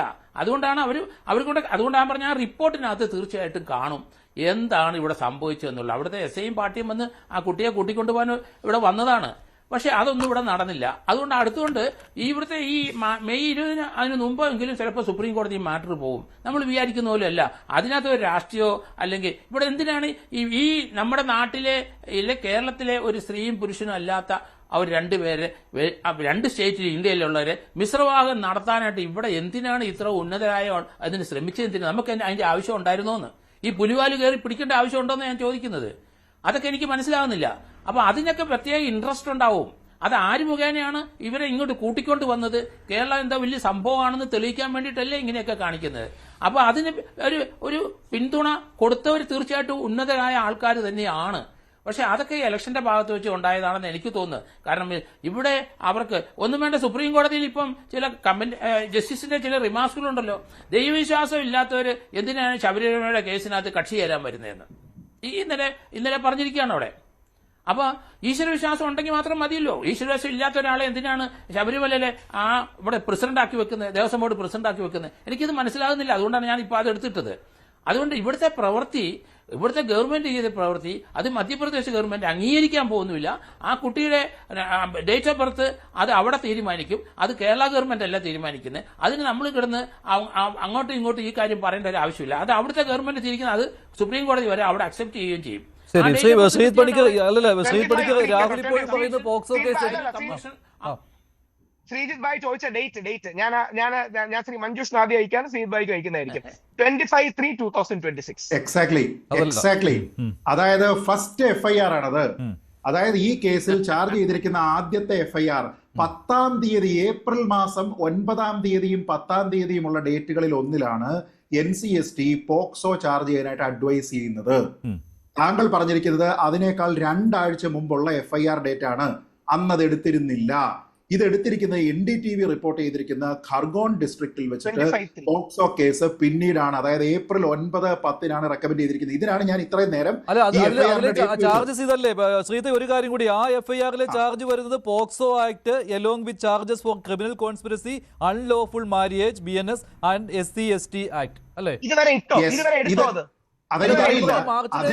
പക്ഷെ രാഹുൽ ഈശ്വർ അത് ഇല്ല എന്ന് പറയുമ്പോ, രാഹുൽ ഈശ്വർ അത് എടുക്കാൻ മടിക്കുന്നു, എടുത്തിട്ടില്ല എന്ന് പറയുമ്പോൾ രാഹുൽ ഈശ്വർ പറയുന്നത് 2 ആഴ്ച മുമ്പുള്ള FIR ഡേറ്റ് ആണ്. 2 ആഴ്ച മുമ്പ്. ജോർജ് ജോസഫ് സാറിനോട് ചോദിക്കുക, ഇത് അമെൻഡ് ചെയ്യാൻ പറ്റുമോ? കുറ്റപത്രം സമർപ്പിക്കുന്ന സമയത്ത് ചാർജ് ആഡ് ചെയ്യാൻ പറ്റുമോ? അപ്പൊ പിന്നെ രാഹുൽ ഈശ്വറിന്റെ വാദം ഇവിടെ പൊളിഞ്ഞില്ലേ? രാഹുൽ ഈശ്വറിന്റെ വാദം പൊളിഞ്ഞില്ലേ? ഇതിനാണ് ഞാൻ ഇത്രയും നേരം രാഹുൽ ഈശ്വറിനോട് FIRന്റെ ഡേറ്റ് ചോദിച്ചത്. താങ്കൾ പറഞ്ഞിരിക്കുന്ന അതിനകത്തിൽ പോക്സോ കേസ്, ഈ മഞ്ജുഷ് പറഞ്ഞിരിക്കുന്ന ബാക്കി കേസ് അതിനകത്തിലുണ്ടോ? മഞ്ജുഷ് പറഞ്ഞിരിക്കുന്ന ബാക്കി കേസ് എക്സാക്ട്ലി അത് എടുത്തു എന്നാണ് മാധ്യമങ്ങൾ റിപ്പോർട്ട് ചെയ്യുന്നത്. അതായത് ഞാൻ ചോദിക്കട്ടെ രാഹുൽ ഈശ്വർ ഒരു കാര്യം, ഈ 10-ാം തീയതി പറഞ്ഞിരിക്കുന്ന കാര്യം 25-ാം തീയതി മാർച്ചിലത്തെ FIRൽ എങ്ങനെ വരിക? 25-ാം തീയതി എന്നാൽ 17 വയസ്സ് മാത്രമേ പ്രായമുള്ളെങ്കിൽ പോക്സോ അതിലേക്ക് പോകല്ലേ, ഓടല്ലേ, അതിൽ പോകരുത്, അതിൽ പോകല്ലേ. ഈ ചോദ്യത്തിന് മറുപടി പറയൂ. ഈ ചോദ്യത്തിന്റെ മറുപടി രാഹുൽ ഈശ്വർ ആദ്യം പറയൂ. ഈ ചോദ്യത്തിന്റെ മറുപടി പറയൂ. ഈ ചോദ്യത്തിന്റെ മറുപടി പറഞ്ഞിട്ട് അടുത്തതിലേക്ക് പോകും. അതിന്റെ കാര്യം എന്ന് പറഞ്ഞാൽ മധ്യപ്രദേശ് പോലീസിന് മുന്നിൽ പരാതി കിട്ടിയപ്പോൾ എടുത്ത FIR ആണത്. അതിനെ രാഹുൽ ഈശ്വർ തെറ്റിദ്ധരിപ്പിക്കാനായിട്ട് ശ്രമിക്കുകയാണ് ചെയ്യുന്നത്. രാഹുൽ ഈശ്വർ തെറ്റിദ്ധരിപ്പിക്കുന്നു. വന്നതിന് ശേഷം പോക്സോ ആക്ട് ഇട്ടു. അത് രാഹുൽ മറച്ചു വയ്ക്കുകയാണ്. രാഹുൽ അത് മറച്ചു വയ്ക്കുകയാണ്. അല്ല, ഇല്ലെന്നുള്ള താങ്കളുടെ രേഖയുണ്ടോ? FIR ഇട്ടു രാഹുൽ. പോക്സോ ആക്ട് ഇല്ല എന്നുള്ളതിന്റെ രേഖ എവിടെയാ? 10-ാം തീയതിക്ക് ശേഷം വേറെ ഇതില്ല എന്നുള്ള രാഹുലിന്റെ രേഖ എവിടെയാ? രാഹുൽ ഇതുവരെ 25-ാം തീയതി ഡേറ്റ് മറച്ചു. രാഹുൽ മാർച്ച് 25-ലെ കാര്യമല്ല ഞാൻ പറഞ്ഞത്. NCST ആക്ഷൻ എടുത്തിരിക്കുന്നത് ഏപ്രിൽ 10. ഏപ്രിൽ 10, 2 ആഴ്ചക്ക് ശേഷം.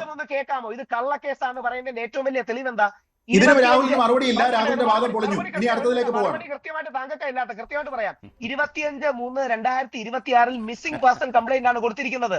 അച്ഛനാണ് കല്യാണത്തിന് ഇവിടെ വന്നത്. അച്ഛൻ അറിയില്ല എവിടെയാണെന്ന്. അതല്ല രാഹുൽ നമ്മുടെ ചോദ്യം. രാഹുലിന്റെ വാദം പോക്സോയും ക്രിമിനൽ കോൺസ്പിറസിയും SC/ST അട്രോസിറ്റീസ് SC/ST ആക്ടും ഇട്ടിട്ടില്ല എന്നുള്ള രാഹുലിന്റെ വാദം പൊളിഞ്ഞോ ഇല്ലയോ? എന്തുകൊണ്ടില്ല? എങ്ങനെ ഏപ്രിൽ 9-നും 10-നും പറഞ്ഞിരിക്കുന്ന കാര്യം എങ്ങനെയാ രാഹുലിന്റെ കയ്യിലിരിക്കുന്ന 25 മാർച്ചിലുള്ള എഫ്ഐആറിൽ വരിക? എങ്ങനെയാ രാഹുൽ അത് വരിക? എഫ്ഐആർ മാർച്ച് 25-നുള്ളതിന് ഏപ്രിൽ 10-ന് ശേഷം പറഞ്ഞിരിക്കുന്ന കാര്യം എങ്ങനെയാ രാഹുൽ വരിക? മധ്യപ്രദേശിലെ പോലീസ് ഉദ്യോഗസ്ഥൻ പേരൊന്നും പറഞ്ഞുകൊണ്ട് കാര്യമില്ല രാഹുലെ. ഖർഗോൺ ഡിസ്ട്രിക്റ്റിൽ വെച്ചിട്ട് ഈ പോക്സോ ഇട്ടിട്ടുണ്ട് എന്ന് പറഞ്ഞിരിക്കുന്നത് ഇന്നാട്ടിലുള്ള എല്ലാ മാധ്യമങ്ങളും. അപ്പൊ മാധ്യമങ്ങളെ മുഴുവനും തീവ്ര ഹിന്ദുപക്ഷം വാടകയ്ക്കെടുത്തോ? NDTV ഉൾപ്പെടെയുള്ള റിപ്പബ്ലിക് ഉൾപ്പെടെയുള്ള ഹിന്ദു ഉൾപ്പെടെയുള്ള ന്യൂസ് മിനിറ്റ് ഉൾപ്പെടെയുള്ള എല്ലാ മാധ്യമ സ്ഥാപനങ്ങളെയും താങ്കൾ പറഞ്ഞ പോലെ ഈ റൈറ്റ് വിംഗുകാരെ ഭീഷണിപ്പെടുത്തിയിട്ടാണോ അവർ പറഞ്ഞിരിക്കുന്നത്? ചോദിച്ചോട്ടെ, അങ്ങനെയാണെങ്കിൽ മധ്യപ്രദേശ് പോലീസ് ഇവിടെ വന്ന് കേരള പോലീസിനോട് ഇത് അബ്ഡക്ഷൻ കേസാണ് എന്നല്ലേ പറഞ്ഞത്? പോക്സോ കേസാണെന്നല്ലോ. അങ്ങനെ പറഞ്ഞോ ഇല്ലെന്ന് രാഹുൽ എങ്ങനെ അറിഞ്ഞു? ഞങ്ങൾ അറിഞ്ഞില്ലല്ലോ. ഞങ്ങൾ അറിഞ്ഞില്ലല്ലോ. കൊച്ചി സിറ്റി പോലീസ് കമ്മീഷണർ പറഞ്ഞ കാര്യം രാഹുൽ എന്ന് പറയോ? കൊച്ചി സിറ്റി പോലീസ് കമ്മീഷണർ പറഞ്ഞ കാര്യം രാഹുൽ എന്ന് പറയോ? കേക്കട്ടെ. 20-ാം തീയതി വരെ അവർക്ക് നോട്ട് അറസ്റ്റ് കിട്ടിയിട്ടുണ്ട്. അതുകൊണ്ട് അത് മാത്രമേ പറഞ്ഞുള്ളൂ. പോക്സോ എന്ന് പറഞ്ഞു. വേറെ ഒന്നും പറഞ്ഞിട്ടില്ല. പോക്സോ പറഞ്ഞു. അന്വേഷണം എന്തിനെ കുറിച്ചാണെന്നുള്ളതിനെ പറ്റി പറയുന്നില്ല.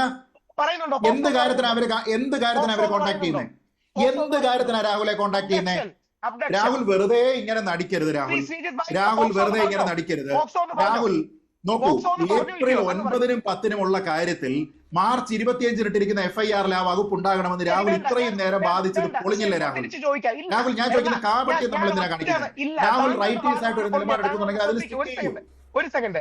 പോലീസ് ഓഫീസർ കേരള പോലീസിലെ കമ്മീഷണർ കൽരാജ് പോക്സോയുടെ അന്വേഷണമാണെന്ന് പറഞ്ഞ താങ്കൾ രാഹുൽ ഈശ്വർ ഞാൻ ചോദിക്കുന്നത് അത് കേസ് എന്താണെന്നുള്ളത് രാഹുൽ ഈശ്വറിനോട് പ്രൈവറ്റ് ആയിട്ടാണ് ഓഫീസർമാർ പറഞ്ഞത്? അല്ല, പോലീസുകാർ പോക്സോ ആണെന്ന് എവിടെങ്കിലും പറഞ്ഞു കേട്ടോ? രാഹുൽ ഈശ്വറിനോട് ഇത് പ്രൈവറ്റ് ഇൻഫർമേഷൻ ആണോ പറഞ്ഞത്? ഞാൻ ഈ ചോദിക്കുന്ന ചോദ്യത്തിന് കാര്യമുണ്ട് രാഹുൽ. രാഹുൽ ഇപ്പൊ ഈ പറഞ്ഞിരിക്കുന്ന സെൽഫ് എക്സ്പോസിംഗ് ആണ്, അതുകൊണ്ടാണ് ഞാൻ പറഞ്ഞത്. കൽരാജ് എന്ന കമ്മീഷണർ പോക്സോ കേസിനാണ് അന്വേഷണം എവിടെങ്കിലും പറഞ്ഞിട്ടുണ്ടോ? രാഹുൽ ഈശ്വർ ഞാൻ നേരത്തെ പറഞ്ഞു, രാഹുൽ ഈശ്വർ പോലീസ് ഇവിടെ വന്നിരിക്കുന്നതിനും അന്വേഷിച്ചിരിക്കുന്നതിന്റെയും കാരണം എന്താണ്? അത് NCST പറഞ്ഞതിന് ശേഷം അവർ വന്നിരിക്കുന്നത് എന്തിനാണ്? എന്ത് ചാർജ് ചെയ്യാനാണ് അവർ വന്നിരിക്കുന്നത്? എന്തിനാണ് അയാളെ കസ്റ്റഡിയിൽ എടുക്കാനായിട്ട് ആഗ്രഹിക്കുന്നത്? എന്തുകൊണ്ടാണ് കേരള പോലീസിന്റെ ഭാഗത്തു നിന്നുള്ള നിസ്സഹകരണം എന്നതിനെ കുറിച്ച് ഈ ചർച്ച കേൾക്കുന്ന എല്ലാവർക്കും അറിയാം. രാഹുൽ ഈശ്വറിനൊഴികെ നമ്മുടെ കമ്മീഷണർ പറഞ്ഞു. രാഹുൽ ഈശ്വർ, താങ്കൾ ശരിക്കും വിചാരിക്കുന്നുണ്ടോ ഇവരെ അന്വേഷിച്ചിട്ട് കിട്ടാത്തതുകൊണ്ടാണ്, കേരള പോലീസ് അന്വേഷിച്ചിട്ട് കിട്ടാത്തതാണെന്നാണോ രാഹുൽ ഈശ്വർ കരുതുന്നത്? കേരള പോലീസ് 20 വരെ അവരെ നോട്ട് അറസ്റ്റ് കൊടുത്തിരിക്കുന്നുണ്ട്, അത് റെസ്പെക്ട് ചെയ്യണം. ഇനിയും എന്തുകൊണ്ടാണ് അവർ ഹൈക്കോടതിയിൽ പോയത്? അബ്ഡക്ഷൻ എന്നൊരു കള്ള കേസ് ഞങ്ങൾക്കെതിരെ രജിസ്റ്റർ ചെയ്തു. കേരള ഹൈക്കോടതിയിൽ കൗസർ എടപ്പത്തിന്റെ ബെഞ്ചിലേക്ക് പോയിരിക്കുന്നത് അബ്ഡക്ഷൻ എന്ന കള്ള കേസ് രജിസ്റ്റർ ചെയ്തു. രാഹുൽ ഈശ്വർ അത് പോയിരിക്കുന്നത് എന്നാണ്? രാഹുൽ ഡേറ്റ് പറയൂ. രാഹുൽ ഡേറ്റ് പറ. അവർ കോടതിയിൽ പോയിരിക്കുന്നതോ? കൗസർ എടപ്പത്തിന്റെ അടുത്ത് പോയിരിക്കുന്ന ഡേറ്റ് പറ. ഇപ്പൊ എടുത്ത് പറയാലോ, അതിനെന്തോ ഇപ്പൊ എടുത്ത് പറയാലോ. ഇനി രണ്ട്, താങ്കൾ പോക്സോ എന്ന് പറഞ്ഞ ഏത് പോലീസാണ് പറഞ്ഞാ കേട്ടത്? ഡേറ്റ് പറയല്ലേ? ഡേറ്റ് പറ. എടുക്കല്ലേ? രണ്ട്, ശ്രീ മഞ്ജുഷ് കൊടുത്തിരുന്നുണ്ട്. ശ്രീ മഞ്ജുഷ് കൊടുത്ത ഡോക്യുമെന്റിലും കൃത്യമായിട്ടുണ്ട്. ശ്രീ മഞ്ജുഷ് കൊടുത്ത ഡോക്യുമെന്റിലുണ്ട്. എടുത്തോട്ടെ, ഒരു സെക്കൻഡ് എടുത്തോട്ടെ. ഇപ്പൊ തന്നെ പറയാമല്ലോ. രാഹുൽ, ഇതിന്റെ പ്രശ്നം എന്താണെന്നറിയോ? രാഹുൽ അത് എടുക്കുമ്പോഴത്തേക്ക് ഞാൻ പറയാം. 8 ഏപ്രിൽ 2026 രണ്ടാം ബർത്ത്. എക്സാക്ട്ലി രാഹുൽ, ഇത് തന്നെയാണ് ഞാൻ പറഞ്ഞത്. ആ ഡേറ്റിന് ശേഷമാണ് രാഹുൽ ഇതിലേക്ക് പോക്സോ കയറി വരുന്നത്. രാഹുൽ മനസ്സിലാക്കൂ. രാഹുൽ ഈശ്വർ, താങ്കൾ പറഞ്ഞിരിക്കുന്ന ഡേറ്റ് കഴിഞ്ഞിട്ട് ഒരു ദിവസം കൂടി കഴിഞ്ഞിട്ടാണ് NCST മധ്യപ്രദേശ് പോലീസിനോട് പോക്സോ ഇടൂ എന്ന് പറഞ്ഞിരിക്കുന്നത്, ക്രിമിനൽ കോൺസ്പിറസി പറഞ്ഞിരിക്കുന്നത്, SC/ST ആക്ട് പറഞ്ഞിരിക്കുന്നത്. അതെങ്ങനെ ടൈം മെഷീൻ വെച്ചുകൊണ്ട് മാർച്ച് 25-ലെ FIR-ലേക്കും ടൈം മെഷീൻ വെച്ചുകൊണ്ട് കൗസർ എടപ്പകത്തിന്റെ ബെഞ്ചിലേക്കും പോകും? ഒറ്റ കാര്യം പറയാം രാഹുൽ, പ്രൊസീജറലായിട്ടും വളരെ ലിമിറ്റഡ് ആയിട്ടും മാത്രമാണ് ഈ ഘട്ടത്തിൽ കോടതി ഈ കേസിനെ കാണുക. താങ്കൾക്കറിയാം, എനിക്കറിയാം. കോടതിയുടെ മുന്നിലുള്ളത് മാരേജ് റെക്കോർഡ്സ് ആണ്, അതിന്റെ ഡോക്യുമെന്റ് ആണ്. ഇവരുടെ മുന്നിൽ വന്നിരിക്കുന്ന ഈ അവരുടെ ആപ്ലിക്കേഷനിൽ ഞങ്ങൾ വിവാഹിതരാണ്, ഒരുമിച്ച് കഴിയാൻ താല്പര്യമുണ്ട് എന്ന് ഈ കപ്പിൾ പറഞ്ഞിരിക്കുന്ന ക്ലെയിം ആണ് അവരുടെ മുന്നിലുള്ളത്. ഇതിലെ ഏജിന്റെ മെറിറ്റുമായി ബന്ധപ്പെട്ട കോൺട്രവേഴ്സിയിലേക്ക് കോടതി കടന്നിട്ടേയില്ല. അതിന്റെ വാലിഡിറ്റിയും കാര്യങ്ങളും നോക്കുന്നതും ആ വിവാഹം ലെജിറ്റിമേറ്റ് ആണോ എന്ന് നോക്കുന്നതും ഏത് ഒരു ഹിന്ദുവും ഒരു മുസ്ലിമും തമ്മിൽ ഒരു അമ്പലത്തിൽ വെച്ച് ഹിന്ദു മാരേജ് ആക്ട് അനുസരിച്ച് വിവാഹം കഴിക്കാൻ കഴിയുമോ? മാരേജ് ആക്ട് പ്രകാരമല്ല. ഞാൻ ചോദിക്കട്ടെ, അമ്പലത്തിൽ വെച്ച് കല്യാണം കഴിക്കാൻ പറ്റുമോ? സ്പെഷ്യൽ മാരേജ് ആക്ട് വെച്ചിട്ട് അമ്പലത്തിൽ കല്യാണം കഴിക്കാൻ പറ്റുമോ? സ്പെഷ്യൽ മാരേജ് ആക്ട് വെച്ചിട്ട് അമ്പലത്തിൽ കല്യാണം കഴിക്കാൻ കഴിയുമോ? അവിടെയാണ് തെറ്റുന്നത്. Kerala register of marriage common rules 2008 പ്രകാരമാണ് കല്യാണം കഴിച്ചത്. എവിടെ? അമ്പലത്തിലോ? Kerala registration of marriage common rules 2008 അമ്പലത്തിലോ? അമ്പലത്തിലാണോ ഇത് വെച്ച് രജിസ്റ്റർ ചെയ്യുന്നത്? അമ്പലത്തിൽ കല്യാണം ചുമ്മാ രാഹുൽ ഈശ്വർ വെറുതെ തർക്കിക്കരുത്. രാഹുൽ വെറുതെ തർക്കിക്കരുത്. പോക്സോ അലിഗേഷൻ ഇല്ലാത്ത കാലത്തെ റെക്കോർഡ്സ് എടുത്ത് വെച്ചിട്ട് ഇതിൽ പോക്സോ ഇല്ലല്ലോ എന്ന് പറഞ്ഞതിൽ ഒരു മെറിറ്റുമില്ല. പോക്സോ രജിസ്റ്റർ ചെയ്തിട്ടുണ്ട് ഈ കേസിൽ എന്ന് തന്നെയാണ് വിശ്വസനീയമായ വൃത്തങ്ങളിൽ നിന്ന് അറിയാൻ കഴിഞ്ഞിട്ടുള്ളത്. ശരി, നന്ദി. ചർച്ചയിൽ പങ്കെടുത്ത എല്ലാവർക്കും. വൈറൽ കുംഭമേള താരത്തിന്റെ വിവാഹം അന്വേഷണത്തോട് കേരള പോലീസ് സഹകരിച്ചുവെന്ന് 33% പ്രേക്ഷകർ, സഹകരിച്ചില്ലെന്ന് 60%.